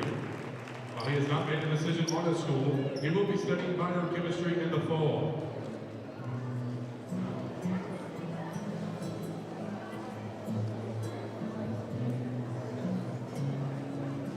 Senior number 25, Lee Guthrie.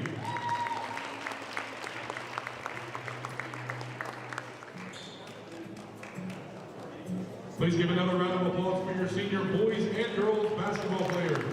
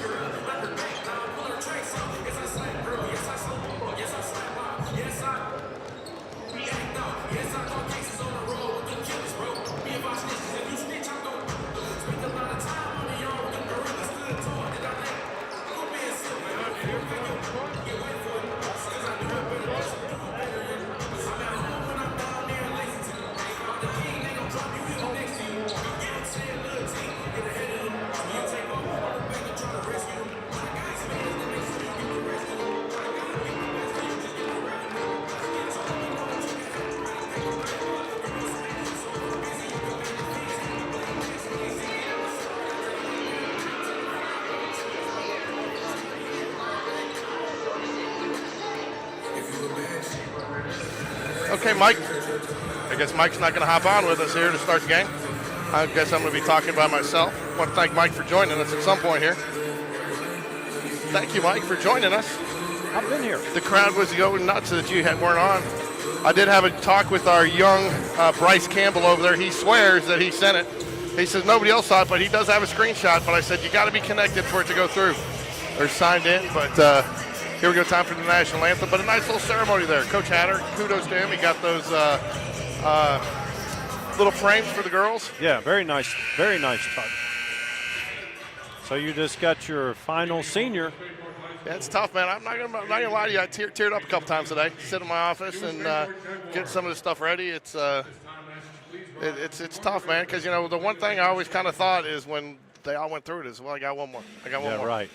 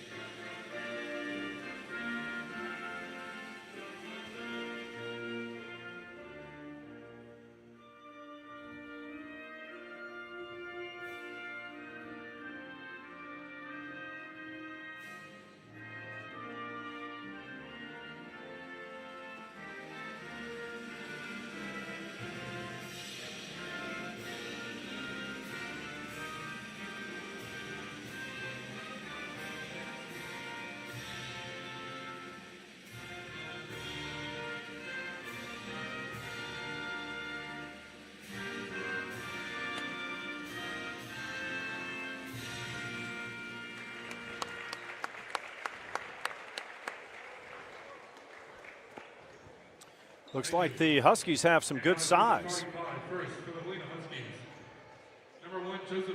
Hey, Mike, there's some pizza in the Jag room if you want some. Number 4, Kevin Pinker. I got full-on nachos. Number 11, Nate Ferguson. And number 14, Corey Ward. Huskies are led by head coach Lucas McDonald.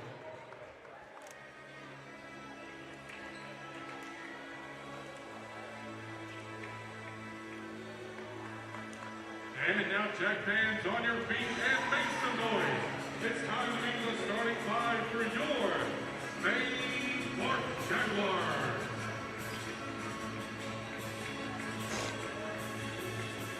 Starting at guard is 6'1" junior number 2, Harrison Stewart.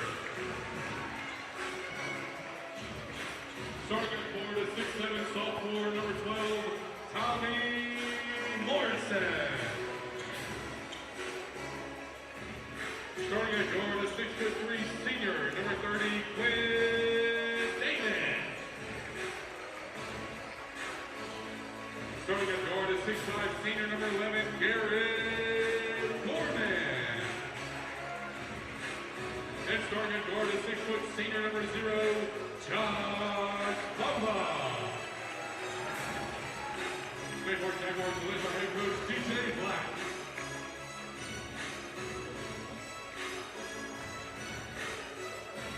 Jags and Huskies will tip it off.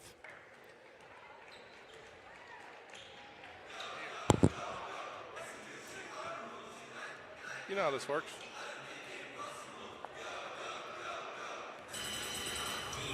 Time for tip-off, but we're joined by, can you hear me? Yes, sir. Get this a little close. I think I just made some enemies with some of your fellow students. I had to tell the DJ not to play Young Boy Never Broke Again. Oh, no, why? Apparently he's in a dispute with YouTube. Oh, for real? So the other night he played it and it got picked up in the background and YouTube took our broadcast totally off air. I had to go delete it out and I talked to YouTube and they said, yeah, they're in dispute with him. So any of his songs that show up, they're going to take the broadcast totally off the air. Oh, I didn't know that. So C.J. Cowley, though, ladies and gentlemen, sophomore, but will be a junior next year. And you just named all Metro? Yes, sir. And, all region team. All region team. So congratulations. Yes, that's awesome. And next year have you already started kind of focusing on the shift you got to make? Is going to being from you were a premier back, but you're going to be the premier back now. Yes, sir. It's a little sad that Jakari's leaving though. but I figure I got a role to step up to. I gotta do my job and gotta be a leader. Who do you think is going to step up and be the other running back? Nicholas McKissick. Nicholas McKissick's a dog. That's my guy. I've been knowing him for a little while now, and he really wants it. He works. He talks to me about what he needs to do, what he needs to train. And Nick McKissick is a multi-athlete, multi-sport athlete. So I know. What else does he play? He plays basketball. Okay. He's doing track, and he does baseball also. Really? What is Yes. He's the JV team on baseball, I'm pretty sure, right? Is he a Yes, freshman? He's a freshman, but He's a freshman. he plays up a little bit, I think. Yeah. So you talked to us earlier in the year about how Dakari had been a big brother to you. You kind of are you doing that for Nick? Have you kind of filled that role and realized that now that's your responsibility? Yes, sir. I realized Dakari is leaving the torch for me, and I realized I got to step up, and I can't be making mistakes I had as like last year. 'Cause I know somebody's watching me more than they were last year. I know I got a bigger role and a bigger part to play now, so that's what I'm trying to do. Carry it forward, right? Yes, sir. Yes, sir. You had good mentors. Do the same for for your teammates. Yes, sir. So when does recruiting start heating up for you, or has it already? It starts heating up beginning of this month. I talked to a coach today. Me and Corey Barber talked to one of the Alabama recruiting coaches today, and he was just talking to us, telling us he likes the way we play ball, and yeah, he was just saying how Spain Park's a great place to be, and how he loves Spain Park. He knows people that went to Spain Park, so yeah, I love it here, and it's amazing. You better. You got a lot of opportunities. I mean, and again, you go back and look at the yardage between you and Dakari and the number of touchdowns and stuff. You guys were pretty much even, Steven. The only difference was he probably led you in rushing where you led him in receiving. Yes, he had sir. a couple more rushing touchdowns. You had a couple more receiving. But, you've got to really have a good feel, and it's got to be nice for you to have Brock Bradley coming back with you too and what that's going to do. Oh, yes, sir.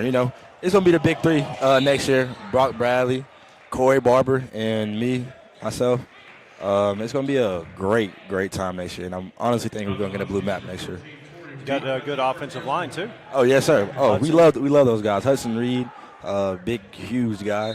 We have a sophomore returning, Nick Hendricks. He's been a dog ever since we were in 6th grade. Brother of Noah Hendricks, right? Yes, sir. Yes, sir.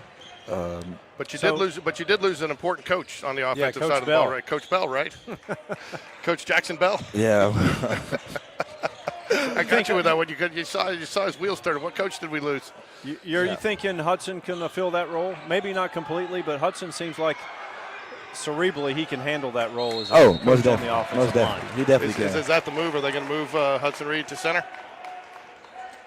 I can't answer that right now. I don't know what the plans are for right now, but I know that whatever coach does is going to be for the best, and nothing he ever does for the worst. So I know whatever he does is going to be for the best. So he moves the center, moves the receiver.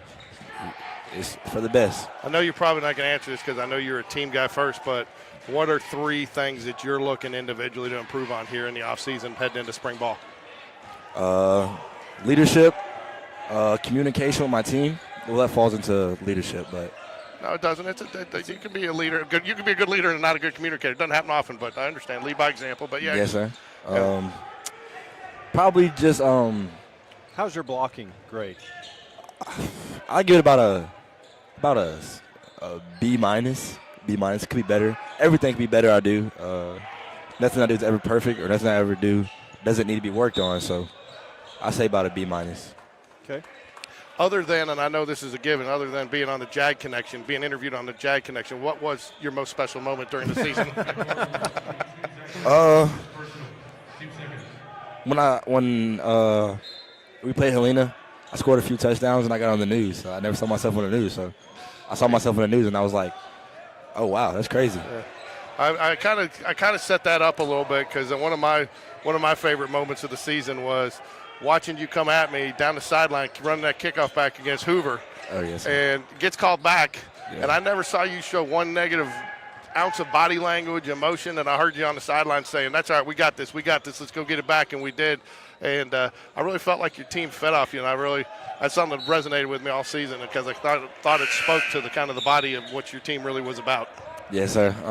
It's just, what's the point of being negative? I'm surrounded by a great community, family, great teammates. I don't even look at them as teammates. Look at them as brothers in my family. our training staff like mom and dad to us, coaches like big brothers to us. Just negativity is not what we're looking for in Spain Park. It's not really what Coach V preaches. It's not what anybody preaches at Spain Park. So I don't really see the point of it. And if I do catch myself being negative, one of my teammates always pick me up and tell me I got this.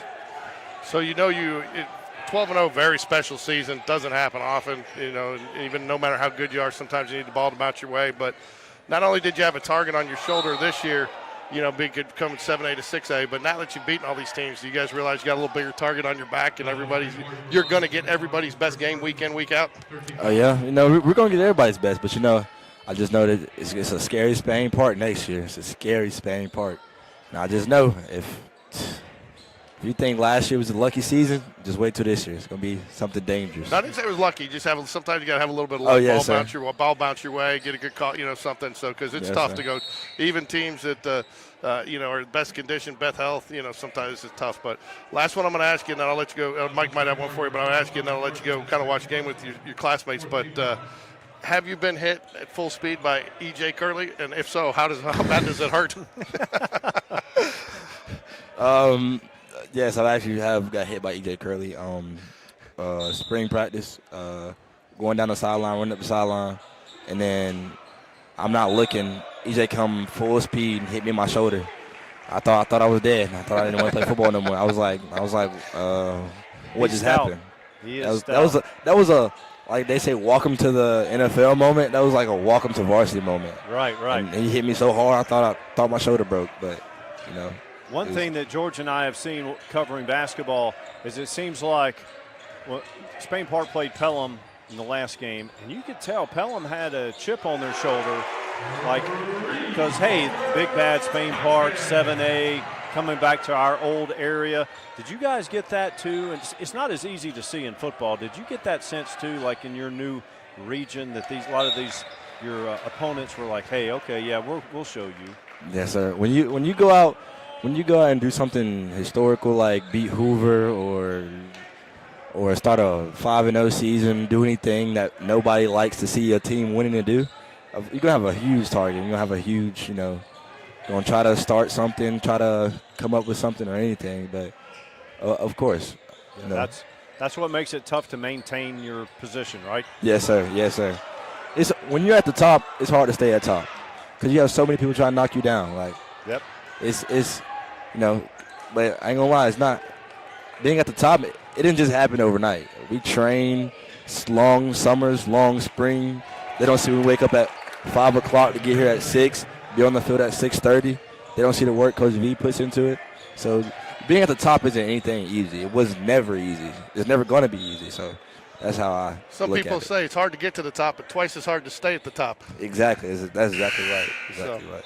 We'll go enjoy the game with your senior night with your classmates, but we wanted to get a football update because even though football season's over, it's something still near and dear to our hearts. Yes, last one for you. I always ask you this. I always get you with this one, but I can't do it now because it's Spain Park. But I predict the score, and you guys all look at me and I throw out a game. But who do you think's going to win the college football championship? Ohio State. Jeremiah Smith. Go Buckeyes.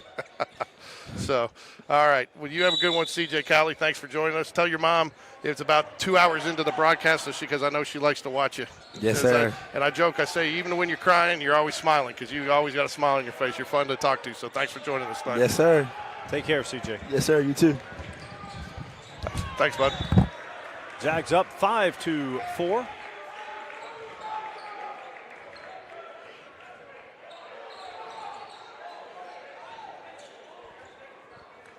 .208 remains in the first period.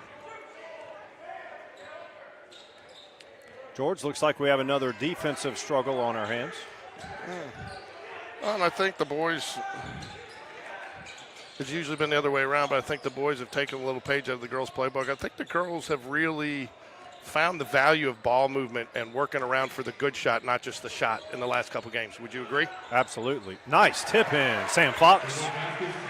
And I think, some of these things these guys are finding, just like that's a perfect example right there. When you work for the good shot, you've got a chance for that tip in, that follow-up shot, more than you do when you just come down and throw it up. Right. Jags lead by 3. Three-pointer on the way, no good. Sam Fox. snares the board. This is a lineup we haven't seen much this year. Josh Fonbaugh with the finish.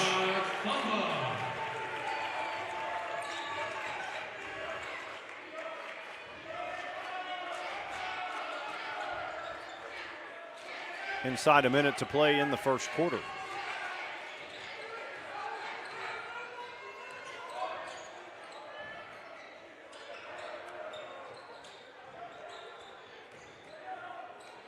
Pinker drives, no good. Sam gets another rebound.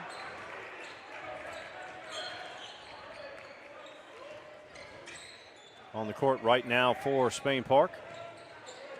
Sam, Walker, Tommy, Josh, and younger brother, Jonathan Fonbaugh.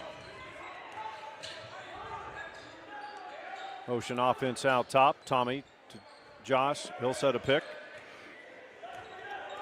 Good rotation defensively for the Huskies.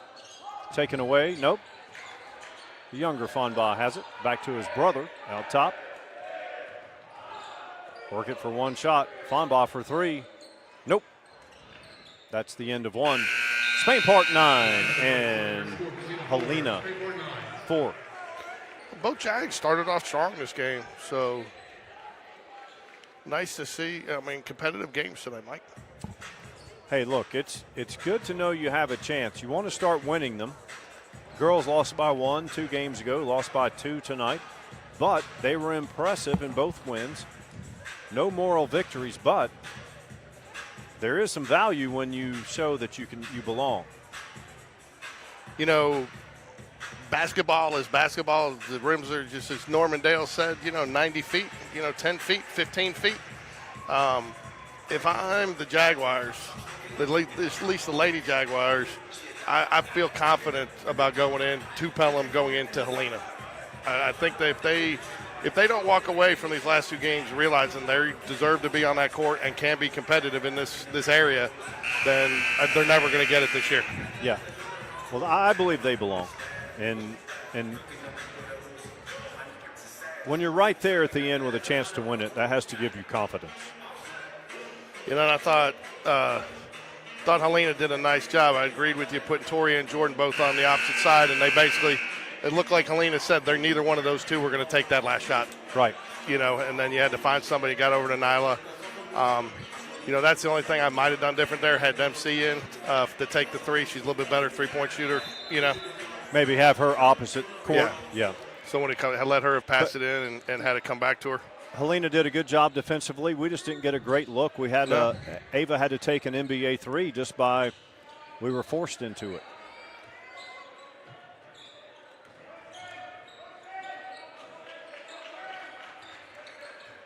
Hudson with the ball for the Huskies. He gets it to Davis. Ferguson had it on the wing. Sam Fox. Different group of officials here. Oh, we got a little bit of changeover. We got some one sub. But definitely same philosophy, letting them play, which I like. A little banging and bouncing under the boards there, and letting them go after it. Sam out to Walker, three-pointer. Yes, sir. Jags up by 8.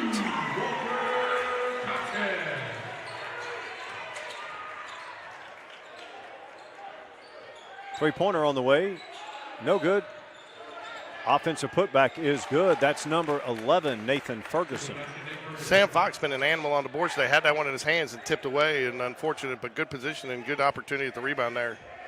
Yeah, and Sam's got decent size. He's about 6'2", good size for a guard. That went off Riley.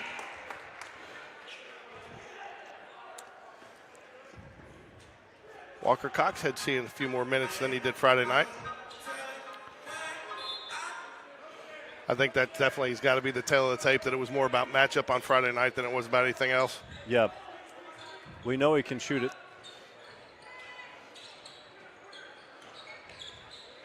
I think I might match up with some Taco Bell on the way home tonight, Mike.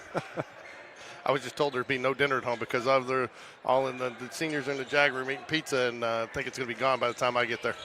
Yeah, I wouldn't count on any leftovers. Hey, another putback by Ferguson. He's got their last 4 points, both on putbacks. Jags lead by 4, 12-8, 6:07 remaining. Second quarter. Sam Fox 3 short. Now, again, I think that's going back a little the old. I'm not sure that's the shot you want, the way the Jags have been moving the ball around there. Do you, Mike? No. King drives. Charging foul. Zach Erickson, senior night here for the senior. Good position on the defensive side of the floor for the Jaguars. Draws the charge. Turnover to Spain Park. 5:55 left here in the second quarter. Got several substitutions coming in. Harrison Stewart. You know, we've been calling Harrison Stewart's name so much, I kind of expected him to be a senior tonight, but fortunate to have him around for another season. Yep, he's a junior. I believe Tommy's only a sophomore. Tommy, he is. And from what I understand, Tommy Morrison is focused solely on basketball now. Okay. I think he was playing a little bit of baseball, but made a decision. Harrison Stewart. Count it. Could have gotten the foul call, but goes down to the floor and drains it. Hits it from the parking lot.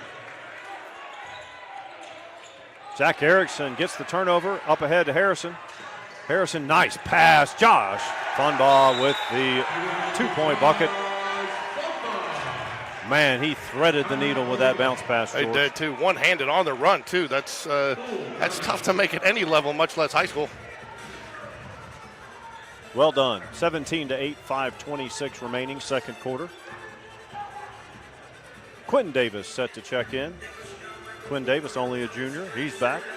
So what's the point of that, Mike? Is it just because no scores really marking down if they go in, but they don't let it. I mean, I've seen them call a technical foul coming out of a tie or make them sit, go sit if after they've been warned if they don't officially go to the scores table to check in. It's just to keep the organization of the game. Well, if you can't have people coming straight from the bench on the game, then you. Well, I knew that, but when you have a timeout like that, you still got to go tap your hand. Right, and I believe once you get it to the collegiate level, the official score does note the exact time. Do they? When the substitution comes in. At this level, I don't think it's done, but again, think what would happen if you just allowed subs to come in and go straight off on the court. No, it'd be like hockey. we turn the chairs around backwards and everybody be going over the top of the chairs, right? Yep. Torrey Ward with the ball. I still don't know how those guys don't slice each other with their skates coming over.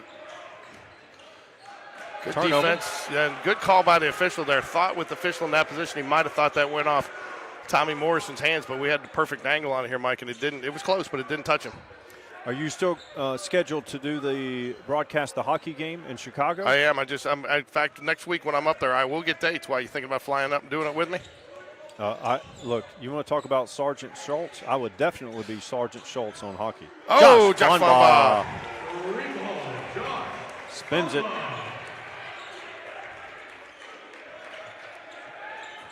Ferguson drives baseline, no good. Good defense, Quinn Davis. A lot of contact, no foul. Ferguson has been a force on the offensive boards. Put back, no good, but Torrey Ward draws the contact. He'll go to the charity stripe. Not gonna lie, I like the way they're letting them play under there, and I thought it was, physical but clean until that last one, and I agree with the foul call there. I think there was like 3 fouls previous to that. No, I know, but I'm saying they've been letting that go both ways all day. First free throw by Ward is good. Cuts the lead to 11. Big Zach back in. Zach just now probably getting into basketball shape. The football season went it takes time, long.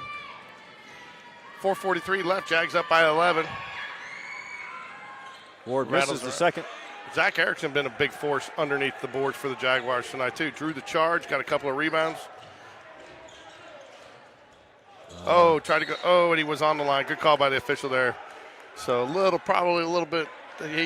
I'm not sure he can thread. Anybody could have threaded that needle, Mike. No. Too tough of an angle there. Jags 20, Huskies 9, 4:27 remains. Three-pointer on the way, no good. Garrett Gorman grabs the rebound up to Josh. Zach with it, back to Josh. Josh looks like he's looking to score it tonight. He's in his Vestavia mode where they couldn't stop him. Harrison drives, left-handed, good. Harrison Stewart. Under 4 to play in the second. Harrison Stewart gets the loose ball up ahead. Fonbaugh.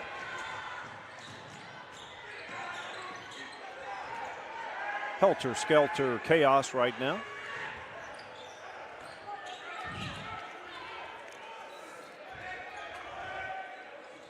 You know, the thing, you look at both these teams, even the other night for the boys team that crawled back into it, got to a one-score lead. You know, these teams are getting to the point where I guess it's frustrating for the coaches that it's not a couple of plays that are making the difference in the game right now. It's one play. Right. You know, or if you'd one made aspect. or if you've made one play out of 5 plays, you know, before, you know, we were needing to make 5 more out of 10 plays, you know? Yep. Turnover there. Pinkard gets it. Here's Ward, short corner, nope. What? They'll keep it here. No, we're good, thanks. Do you want any pizza or anything? Thank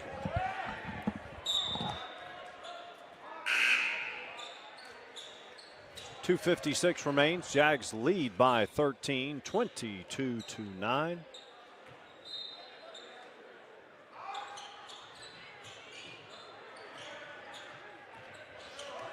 Hudson has it for the Huskies. Ferguson's had, I believe, their last 4 points, both on offensive putbacks. Three-pointer is on the way. Yes, good. Sir. That's Kevin Pinkard. Lead is 10.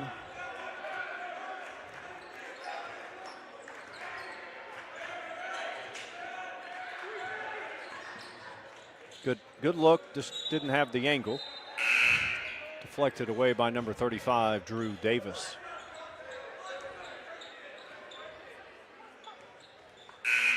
Number 1, Joseph King back in. Sam Fox in for Zach. Zach Erickson will take a break. I agree with you, too. He's looking a little bit more physical, a little bit more endurance. I think he's probably back in full basketball shape now. Quinn Davis eyes the three, knocks it down. Lead back to 13. You know, Mike, these open looks are fun. You know, they had no open looks the other night. Nope. Talking to Coach Black, they're finally running and getting the passes to the positions where the open look is. You know, Coach Black talked to him after the game, was frustrated, felt like there were some more open looks than what we took because we weren't getting it to the right hands. Ferguson drives, does not finish. You know, Pelham was suffocating. They were in the grill of every Jag. It made it really tough. Talking to Coach Black, though, he had a different perspective on it. He felt like that they were in our grill because we weren't executing the way we needed to execute on the offensive sets that to open up, you know, to get them out of our grill, so to speak. Right. Nice dish. I'm not sure he needed all that under there. I would have just gone up strong with that. Well, you and I would have fell on the floor if we had the ball there. Yeah, my best chance to score that would have been if I got fouled and gone to the free throw line. King finish. Nice cut. Nice pass. Jags lead by 11. I'd spread it out here. Real quick, be remiss if we didn't give a shout out to our friends at the Shelby County Recorder. Make sure you get out there and read their article about today's action and get a summary of the game. Andrew Simon did a nice job the other night on air with us, Mike, and he gave us a nice little shout out on Twitter. Yep, we'll be, hopefully we get him back a couple of times this year, especially for the region. He has got a basket full of knowledge. We know the Spain Park teams, but he knows every team in the county. So we got senior cheerleaders coming up after this, Mike? And Dazzlers. Not sure that's the shot you wanted yet. 25 seconds left. Step back three. Not the highest percentage shot, is it? I don't think you want any perimeter shot there. You hold it for one, you're up 13. I believe this is going to – I don't think we've held a team to 14 at half all year. I'm not sure we've scored more than 14 in the first half in a while. I mean, we had 5 in the first half the other night. Right. Yeah, we trailed, I believe, 18-5 in that game. Ladies and gentlemen, for those that you can't see us on camera, Mike's up here getting jiggy with it. Yeah. He's got those hips moving. I'm sitting down.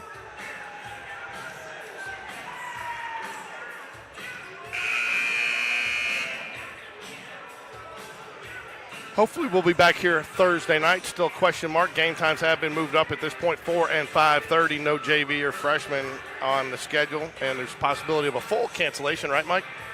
There is. Hopefully not. If we broadcast it, we might do it on 2 strings too. We might, if you can't get back in time, I might start the girls.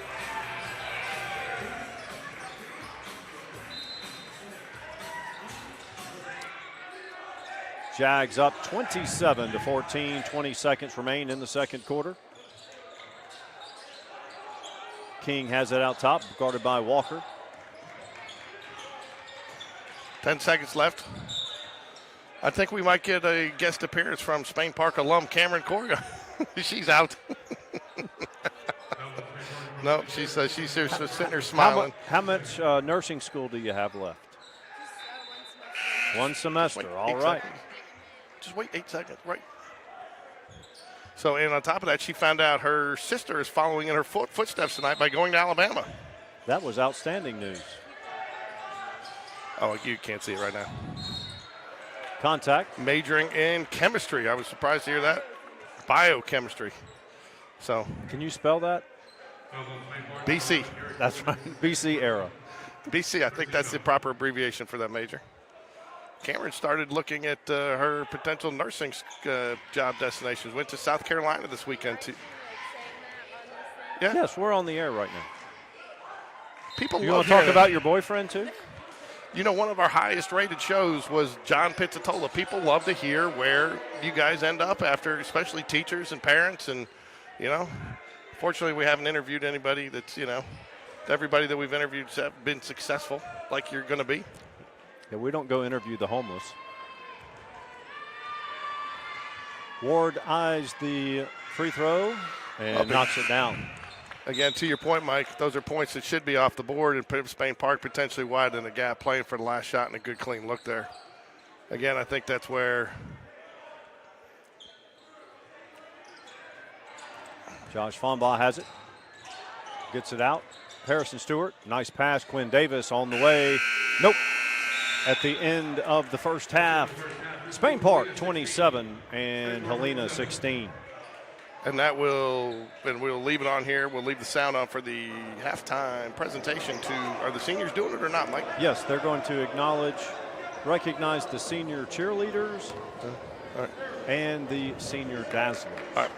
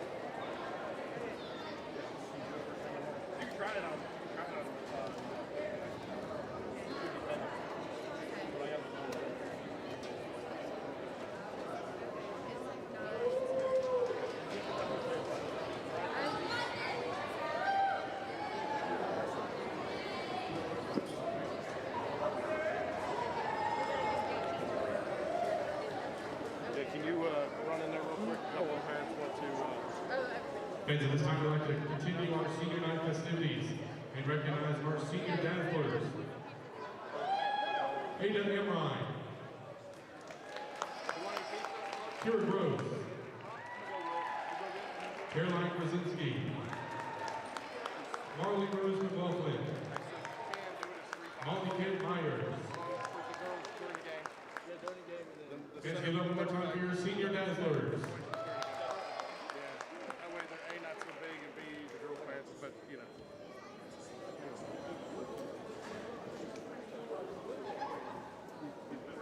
Oh, yeah, I didn't.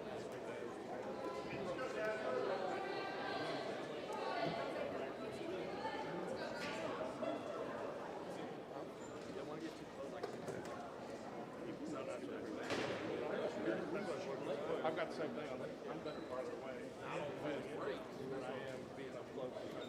That's why I was asking.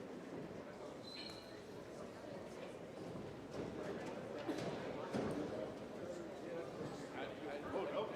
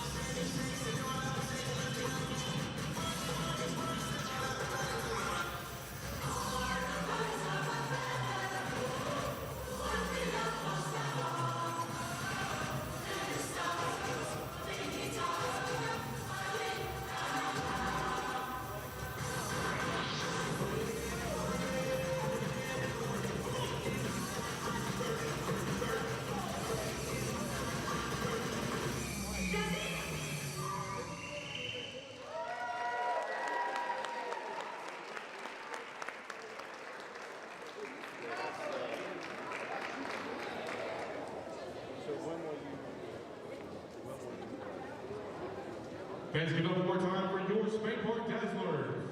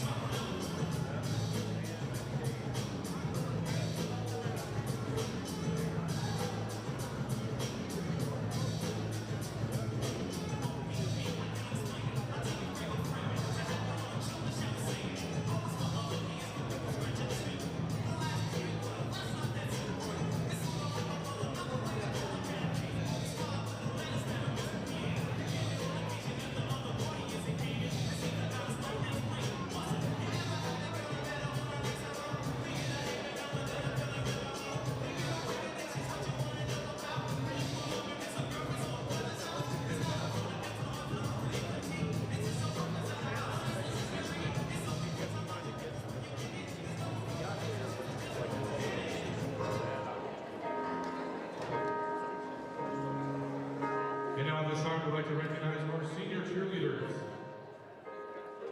Allie Shockley, Anaya Tyus, Ava Shaw, Bryn Zana, Emma Sheffield, Natalie Chalewski, Palmer Sharnilia,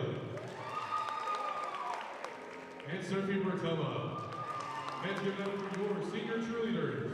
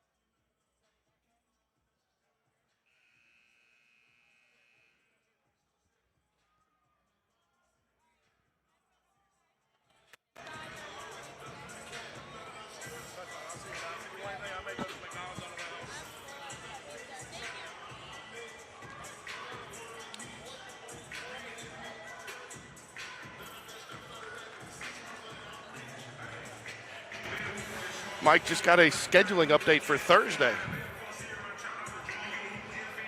And it is? No JV, no freshmen. The boys are playing at 4 and the girls at 5:30. All right, I like it. Mix it up.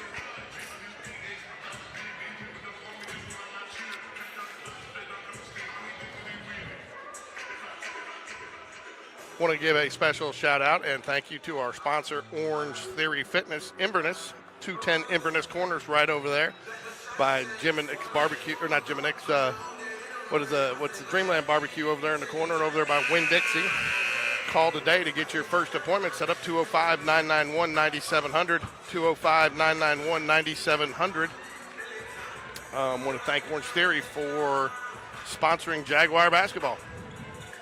So, Mike, if you're a Jaguar fan, you're happy now to see this lead, one that we have not enjoyed much this season, but at the same rate, we've seen the Jags come back from leads like this. So what'd you tell your team at half?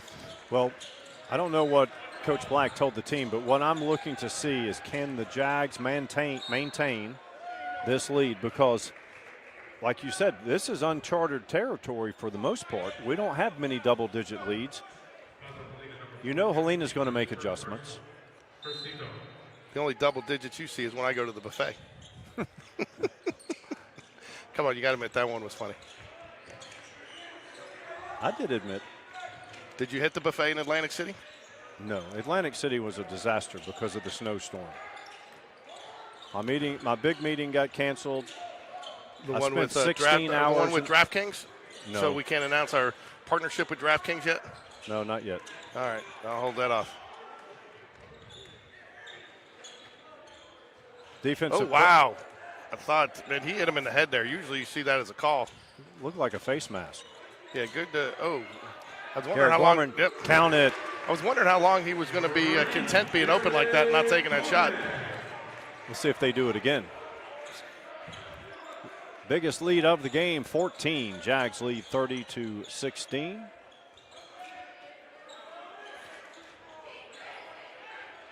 You know, shockingly, and I'll get to the. I'll bring it up between quarters. Short 12-footer, nope. He is going to get him but again, I think that's one of those calls that we've seen. I think those calls, I understand the official making it. Don't say it's a bad call, but I think it's one of those you're just not used to seeing some of these guys box out the way You're right. some of our Jaguars have been boxing out, because he was engaged when he went up, but he pushed him out of the way when he's up, and that is a dangerous play, and they're going to call it every time. But I don't know, by the letter of the law, is it really a foul? Very subjective. Three-pointer is on the way for the Huskies. No good. You know, Mike, the other day I was doing my graphics for the week, you know, the cards, you know, and something just told me not to do the Helena one, or not the Helena, the Chelsea one yet. I got ready to go do it, you know, now with all the times, the game times changing and stuff. Something just told me, you know what, I'm going to wait on that one until Tuesday, and I don't know what it was, but. One of the few times procrastination pays off. Yeah, well, I wouldn't say, the thing is, it's not that hard to change because I got a template. You just got to go change, but just. I don't know if you noticed, too, I added the basketball to the Versus sign today. Oh, yeah, looks good. Just in case people, when they log on, they're not sure what sport we're playing. Speaking of graphics and high-level details, if you're not back in time, folks, I will try to stream it until George gets here, but it won't have all the bells and whistles. And we'll probably do it in 2 streams. The boys and I should be back in, but I'll be coming in on 2 wheels, and we need to leave everything out tonight, so nobody mess with our equipment while it's out here. Jags up by 14, approaching 6 to go in the third. Quinn Davis, left corner. Defensive pressure is picked up. Now they get a turnover. Pinkert has it. Joseph King spin. Oh, wow. You want to talk about unkind rim. That was down and out, did a 360. Josh Fonbaugh out top, guarded by Ward. Ward takes it away. He'll probably flush it here. And he does, and he'll go to the line. No point in that foul there. I mean, you're not going to stop it. You know, that's the only thing that happens on that. Sometimes you got to lick your wounds and let them go. Right. But again, easier said than done from up here in the heat of the game. You know, you're trying to be aggressive. You'd probably rather Probably rather see that happen than him just let it go. Yeah, he's mad at himself for turning it over. And Ward goes to the line to complete the three-point play. If he makes it, it will cut the lead to 11. He does not make it. Harrison Stewart gets the rebound. Jags up by 12, 32-18, 5:22 remains. Again, much better defensive pressure for the Huskies coming out in the second half. Garrett has it, free throw line. Quinn Davis, left wing. Avoids the trap. Fonbaugh, short shot, good. Lead back to 14. Ward has it. Pinkard back to number 5, McDonald.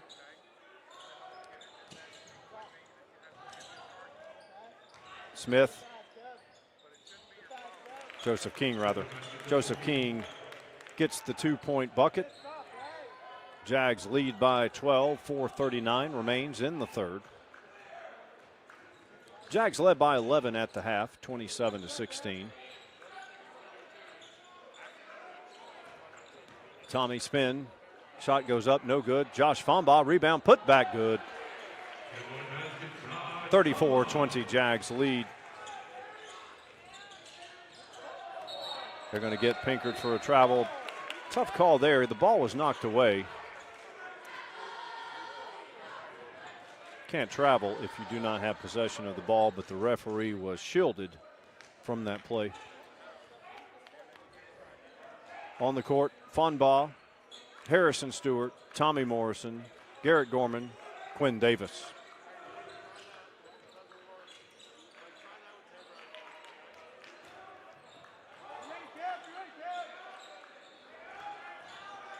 Joseph King now extends out since Garrett Gorman hit that three. They won't let him have another wide open look. Fall back two-pointer, good, Harrison Stewart. The lead is 16, 36-20. We're in the third quarter, 3:37 remains. Did a nice job on that shot, really keeping his eyes on the rim, staying squared up, to the basket. And that's what, it's not an easy shot, but it makes that shot easier when you do it. Let's see if they count the basket. I think they will count the basket. It does, good. Basket, then a player control. Is that a player control foul?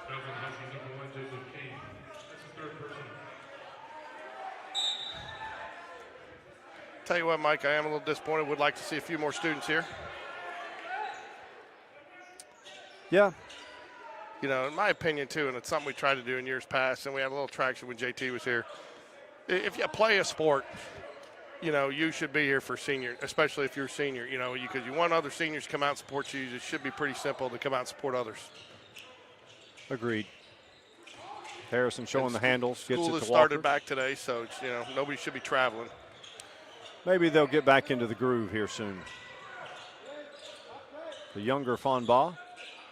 Walker Coxhead for three. Ooh. Halfway down and out. He's had a nice game today, Mike. He has. Jags lead by 13, under 3 to play in the third. Didn't walk. Ooh, no. Garrett Gorman gets the steal. Garrett Gorman's another one that's had a nice game today, both offensively and defensively. He's had a couple of steals. I think what got him going in a positive direction is he had a drive and a dunk in traffic a couple of games ago. Seemed to get him going. He's guarded by Torrey Ward. Coach Black gets a TO. Hey, so I see we have new apparel up here. Martin's Family Clothing. Do we have another sponsor that I'm not aware of? I do not. Where are you looking?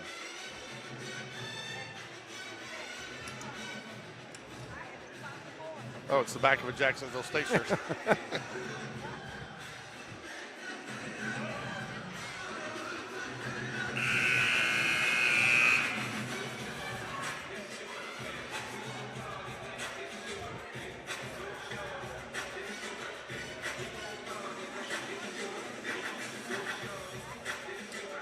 On the court for Spain Park, Josh Fonbaugh, his younger brother Jonathan,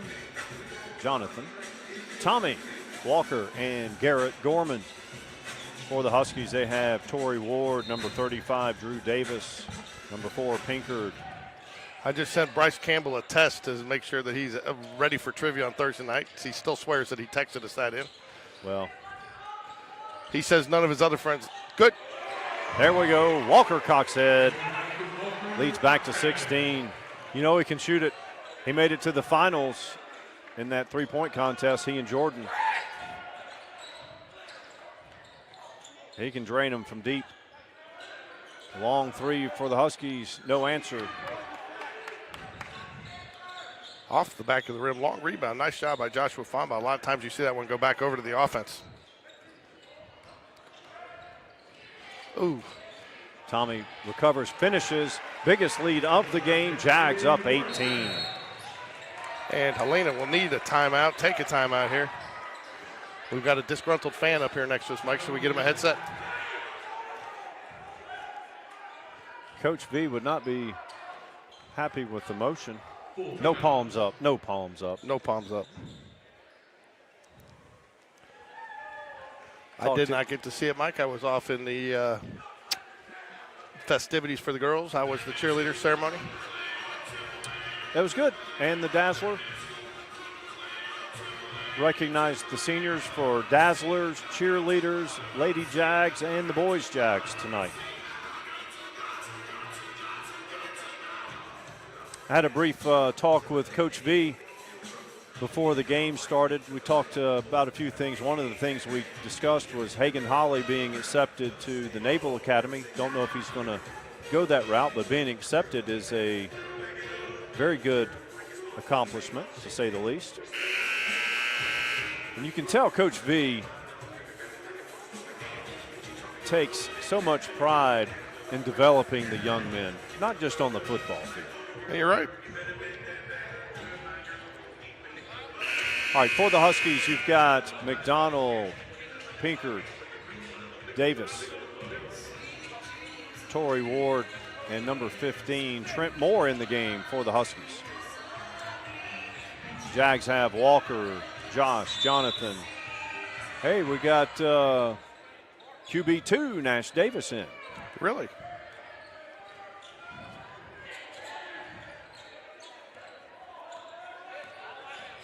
Jags gone to a 2-3. Good offensive play out of that timeout for the Huskies. Get it to Torrey Ward for the easy bucket. Lead is 16. Late third quarter.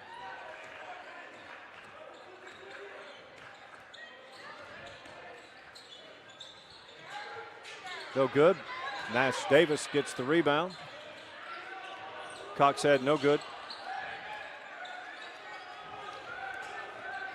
Nash Davis, QB2, also the younger brother of Quinn Davis.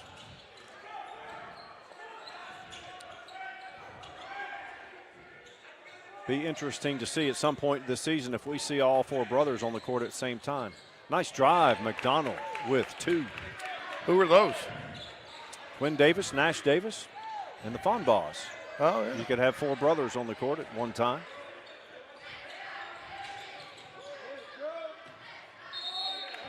All right. Leads down to 14. Huskies defensive pressure. Creates a turnover there.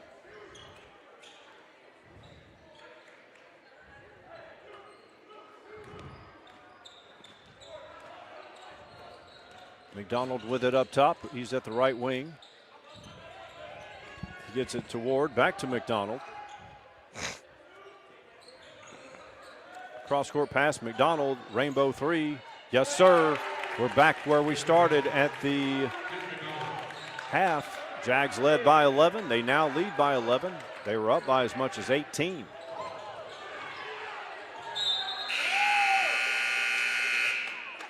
They're going to get an offensive foul called. The Helena coach still isn't sure what the call is, but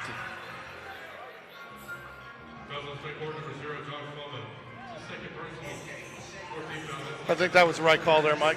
It is, but you really have to put time on the clock in order for it to be legit. Do you? I mean, put .2 on there where nothing can happen, but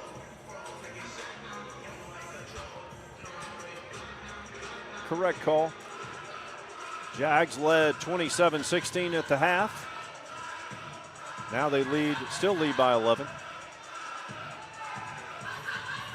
Spain Park cheerleaders on the court. They'll be in Orlando for the national championships in about a month. Yeah, I'm bummed that I had to move that trip. Actually, ended up moving it to May, but with Wendy starting her new position, that just was too close to going, Right. And on top of that, I got a new account that I just picked up, Five Below, man. Did you tell your wife? I know that's a fan favorite of Lee. Oh, yeah. Hey, Helena and Lee and What's up? What's up? That's Mike singing along. yeah, I don't know this song. Oh, don't lie. I heard you jamming to it as you kind of pulled up here. I don't listen to the radio. Dead silence. You don't listen to me either. Well, there's a reason for that.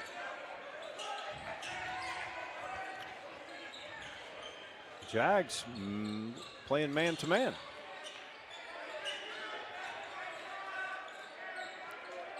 Garrett working hard down there. They're trying to get it to Davis. McDonald drives baseline.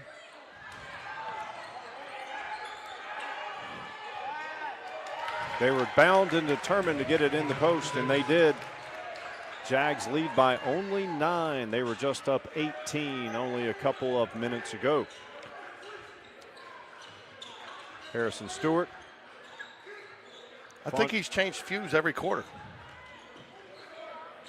Quinn Davis.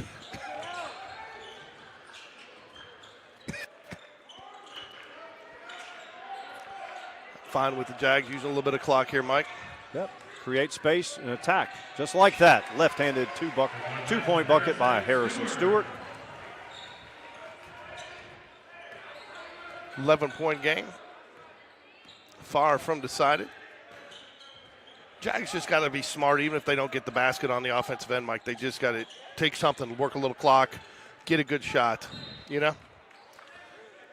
And again, it's not about taking the air out of the ball. It's about dictating spacing.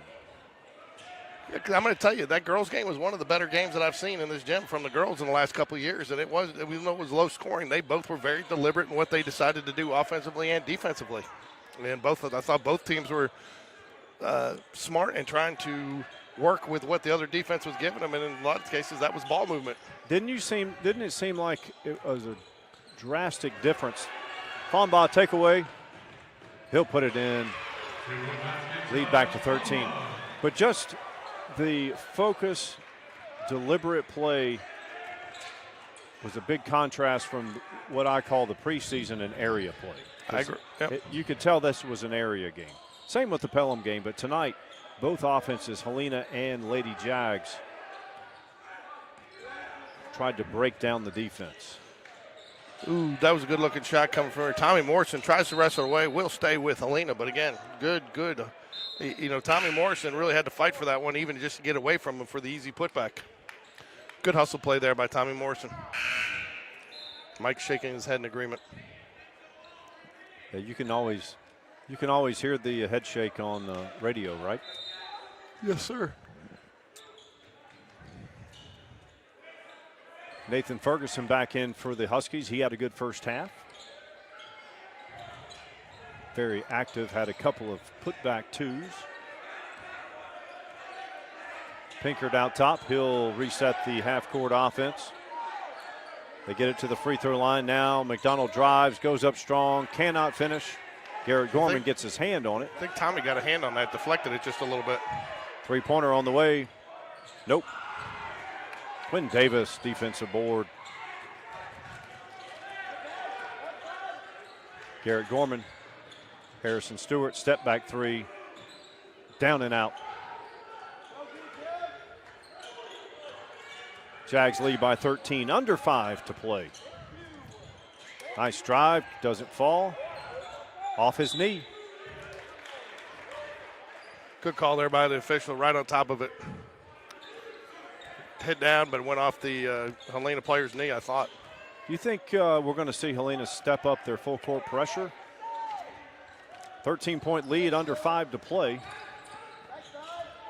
I would for two reasons. One, right there, even if you don't get even if you don't get the turnover, I think you're going to see the Jags take a quicker shot Right. than they would in your half-court set, and that's what you want. And, again, now you got an opportunity. 3-on-2. The old 3-on-2 drill. Garrett gathers himself. Gets hammered. On the floor, though. I like the new graphics on the Jumbotron this week, Mike. That Jumbotron is nice. It is. Glad I came up with that idea. Yeah, you did. Well, actually, to be honest with you, that's where a lot of this started. That's what Coach Chase and Coach Latch had wanted. They were hoping we could get some advertising going, starting with this. And 13-point lead for the Jaguars, 4:06 left. So, halfway through the fourth, and each team has only one team foul. McDonald gets it in. Wow. Huskies have missed a lot of short ones tonight. That shot was rejected, but they're going to get someone with a foul. we have confirmed Bryce Campbell's chat is working, so he has communicated with us. Want to know where trivia was tonight. I told him the decision was made to focus on the seniors tonight. That is the case. Trivia will be back on Thursday, loud and proud. Right. So hopefully Mike can get the trivia question typed in before the snowstorm hits. McDonald, first free throw. I got a trivia question. Snaps the net.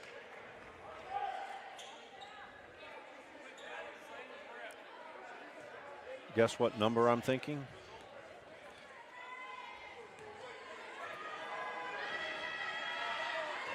Jags lead by 12.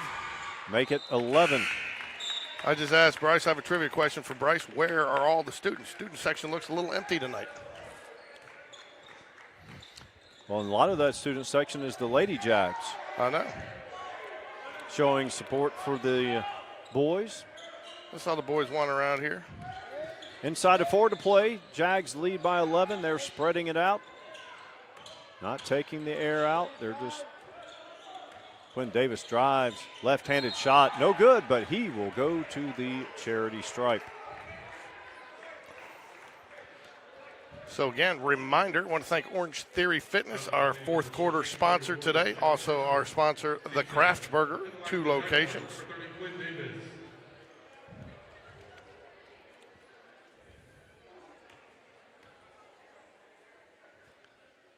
Quinn Davis hits the first. The Kraft Burger free throw is up and good. I don't know what they're yelling over there. He hits them both. Lead is 13. Jags led by as many as 18 this half. Huskies cut it to 9. Now it's 13 again. Deflected and taken away. Garrett Gorman.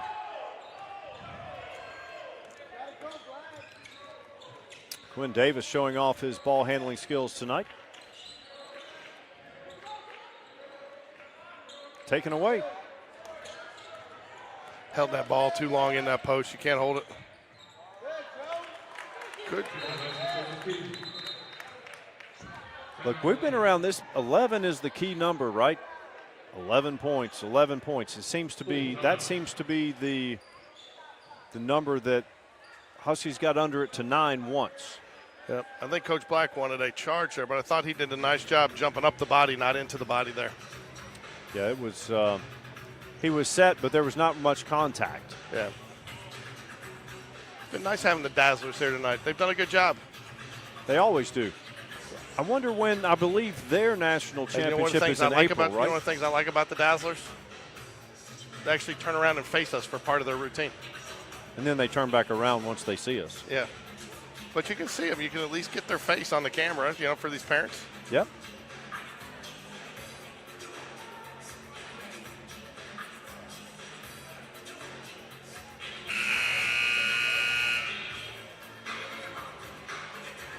Very nice job by the Dazzlers. Good news, too, for the Matherson family.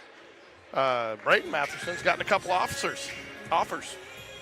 Okay. So I don't know if he's committed yet, but I think he got one from Huntington College down in Mobile. And can't read. There's another one out there. I'll have to go look. He's gotten the second offer from somebody, so he is going to have the opportunity to go play collegiately somewhere. Good for him. Had a great season. Hey, Mike, I'm going to tell you, too, I'm not normally one to talk about FCS games, but I thought it was nice having that game on. They finally got some sense and quit putting it on a Sunday. Yeah, I think it was nice to have it on Monday Night Football. When people are getting out of the Monday Night Football routine, you still give them something to look at. It was good for those players to have the audience that they had look like they had a higher audience than they've had before. And I think that's deserving, to be playing in a championship at any level should be watched. Agreed. And I believe that game's getting moved to Nashville Really? for the next few years. Had a great run in Frisco, Texas, and now Nashville. I guess they'll hold it at maybe the Titans Stadium or Vanderbilt's new stadium. Or Titans are getting a new stadium. Opens next year, I believe. Okay. Or is it 2 years? They're already building it, which is hard to believe because I was up there when they're building the first one. I know. That's what I was thinking. I tell you what. You know what? Pound for pound, I will put up Protective Life downtown. Oh, absolutely. I will put that up with anybody. I mean, pound for pound, seat for seat. It's great. And I tell you what, I was surprised to hear. It should have been a foul there, but no travel call there. So, well, he's trying to foul on purpose because they got to get. Eventually, they got to get to where they're in the bonus. Yeah, Spain Park's. But even with the poor weather that was out there during the whatever do you call it, the Birmingham Bowl. Right. I heard great reviews, and it was packed. It was basically a sold-out crowd.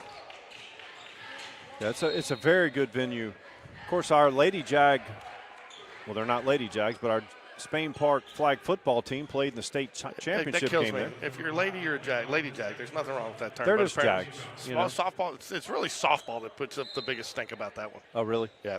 I don't know why, but they do. Walker comes in for Tommy. 11-point lead here. Next foul for Helena. We'll send the Jag. Oh, jump ball. Oh, wow. They'll keep it here, but the next one will go to Helena. You know how you know? Because the green arrow is on the possession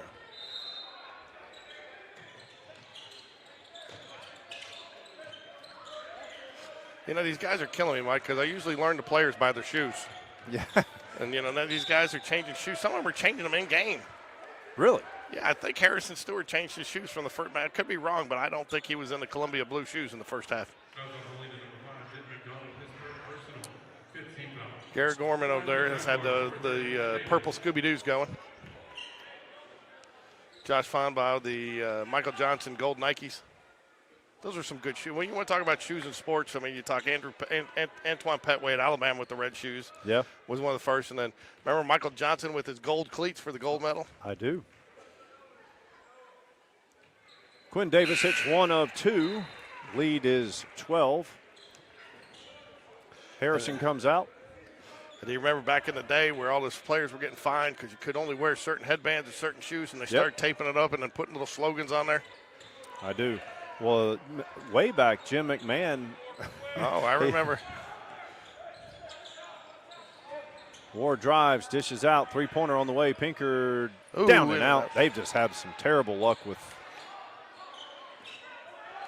shots rimming out. Josh has it. Quinn Davis. He's trapped. Timeout. Spain Park. Well used timeout there, Mike. I didn't like where the Jags were going. I don't think we're in jeopardy here, but it's just a quick turnover, quick bucket. You never know. Right. I'm very pleased with Spain Park how they held this lead. They led by 11 at the half. They pushed it out, got it back to 9, pushed it back out. Now they lead by 12, 1:24 remaining. Now, who would have known if the key was for Spain Park to get an 11-point lead? Easier said than done against quality opponents the Jags have played. At one point this year, the Jags played 8 consecutive ranked opponents.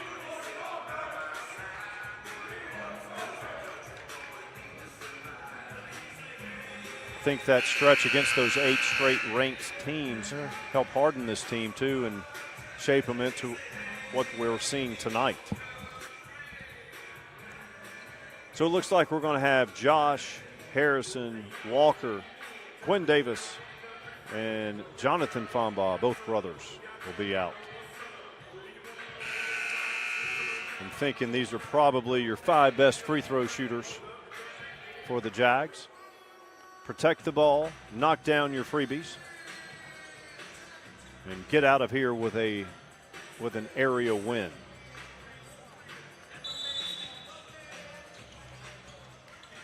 Joseph King got length on the inbouncer.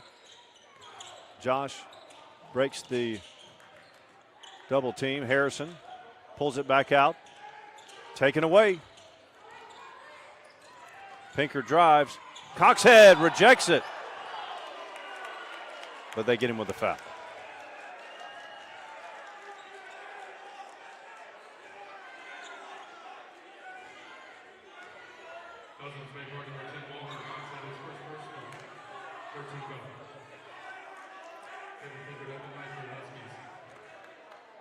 Walker showed good elevation there.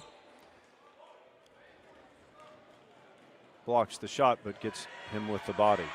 Free throw up, no good. Pinkard will have another free throw. Only the 3rd team foul for Spain Park. Second free throw is good. Lead is back to 11. Quinn Davis to inbounds.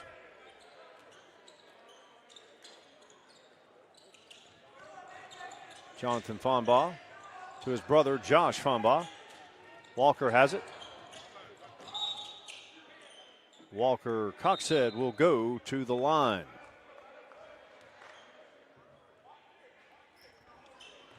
Jags lead by 11, 1:03 remaining in the 4th. Coach Black doing some coaching as Walker eyes the free throw. Free throw is good.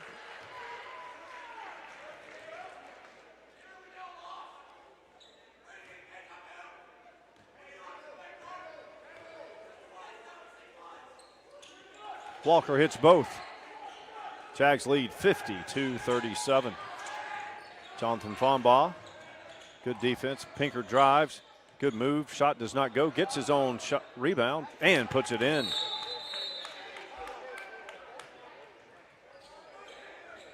And the lead back to 11. Under a minute to play, 51 seconds. Jags lead 50-39.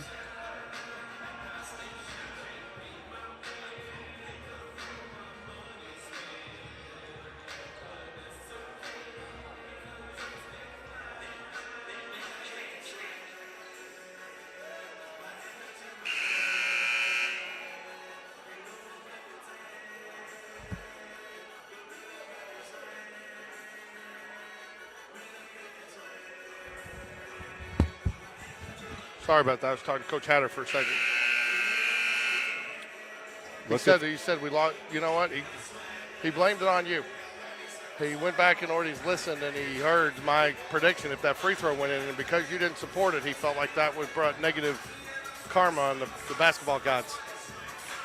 No, he didn't. You just made that up as usual. I did make that up. How did you figure that out? Magic. Quinn Davis gets it in. Josh Fambaugh. He's trapped. He'll go to the free throw line.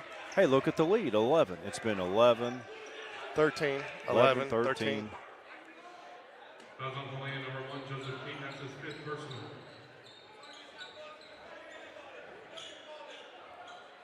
Joseph King fouls out. I saw everybody standing back. I'll tell you, too, the Jags, if they could have just even tied that game up, you know, the Lady Jags, I keep harping on it, but to have their big, Helena's big, had fouled out of the game at that point, you had to like their chances if they could have gotten overtime. Free throw misses short.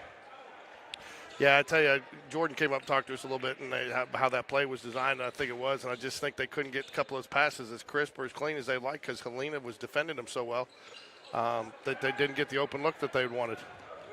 And then to your point, they got it. You know, Ava was an option on that, and I think she just was out a little farther. I think if she creeps in a little bit more, where she could have caught, you know, again, it's not on her, but again, tribute to Helena and the defense they played.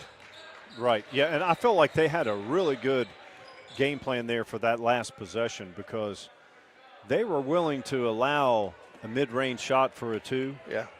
Not at the rim, but they were not going to let, because Jordan and Torrey, if I'm not mistaken, were the only 2 players to hit threes for the Jags. So they were aware of that, and they were not going to allow either one of those. It was clear. Well, you saw when they came on the court, they had their 2 best defenders go up and man up on them. A lot of times you'll see the defense there just go man-to-man and take their chances. Josh does hit both free throws this time. 30 seconds remains. You know, I'll tell you, too, something else that's important as you talk about area play is the differential. You know, and even though the Jaguars – the tiebreaker? Yeah, well, because the one nice thing for the Jaguars is, you know, if you go back in and you beat a Pelham and you beat them by 5, then you've got the breaker there. Right. You know, so the fact that they have been able to go in and lose these games, you don't want to lose them, but to lose these games close. Very good point. You know, that if you go in and beat them by 5, you know, so – you know, if you're or beat them by 3. Yeah, you're going to a third tiebreaker if you beat them by 1. But again, you've given yourself an opportunity to win those tiebreakers, you know, by losing 1 game by 2 and 1 game by 1. You know. Yep. So really, in any essence, I'm not sure why they're playing so aggressively there at the end. There, it's working on future, and maybe part of it's what we talked about too. Sure. But again, I don't know why. Talking the differential like we're talking about right now, the last thing you want to be doing is sending them to the free throw line to get 2 free points. Well, I think a lot of it's to get you in that mindset and go ahead and work on these situations you're going to have them the rest of the way. So who would be your player of the game tonight, Mike? You know, I was thinking that, and I really can't – I can't tell you. Walker Coxhead came in. He hasn't had a lot of minutes the last couple of games. He played great. Long 3. No good. If I was going to go somebody, I'd go Garrett Gorman. Garrett would be a top 3. I think I'll have to agree with that because I'll be right back. Okay. Garrett Gorman is the Game Day Sports Radio player of the game. Jags win 54-43. They get an area win over the Huskies.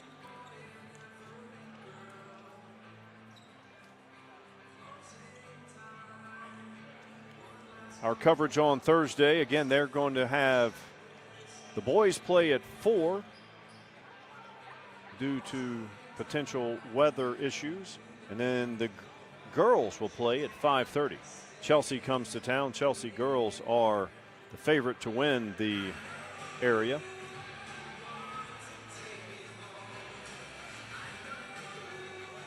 That'll do it tonight. Good luck, be safe. Be back with us Thursday for the games against Chelsea, and go Jags.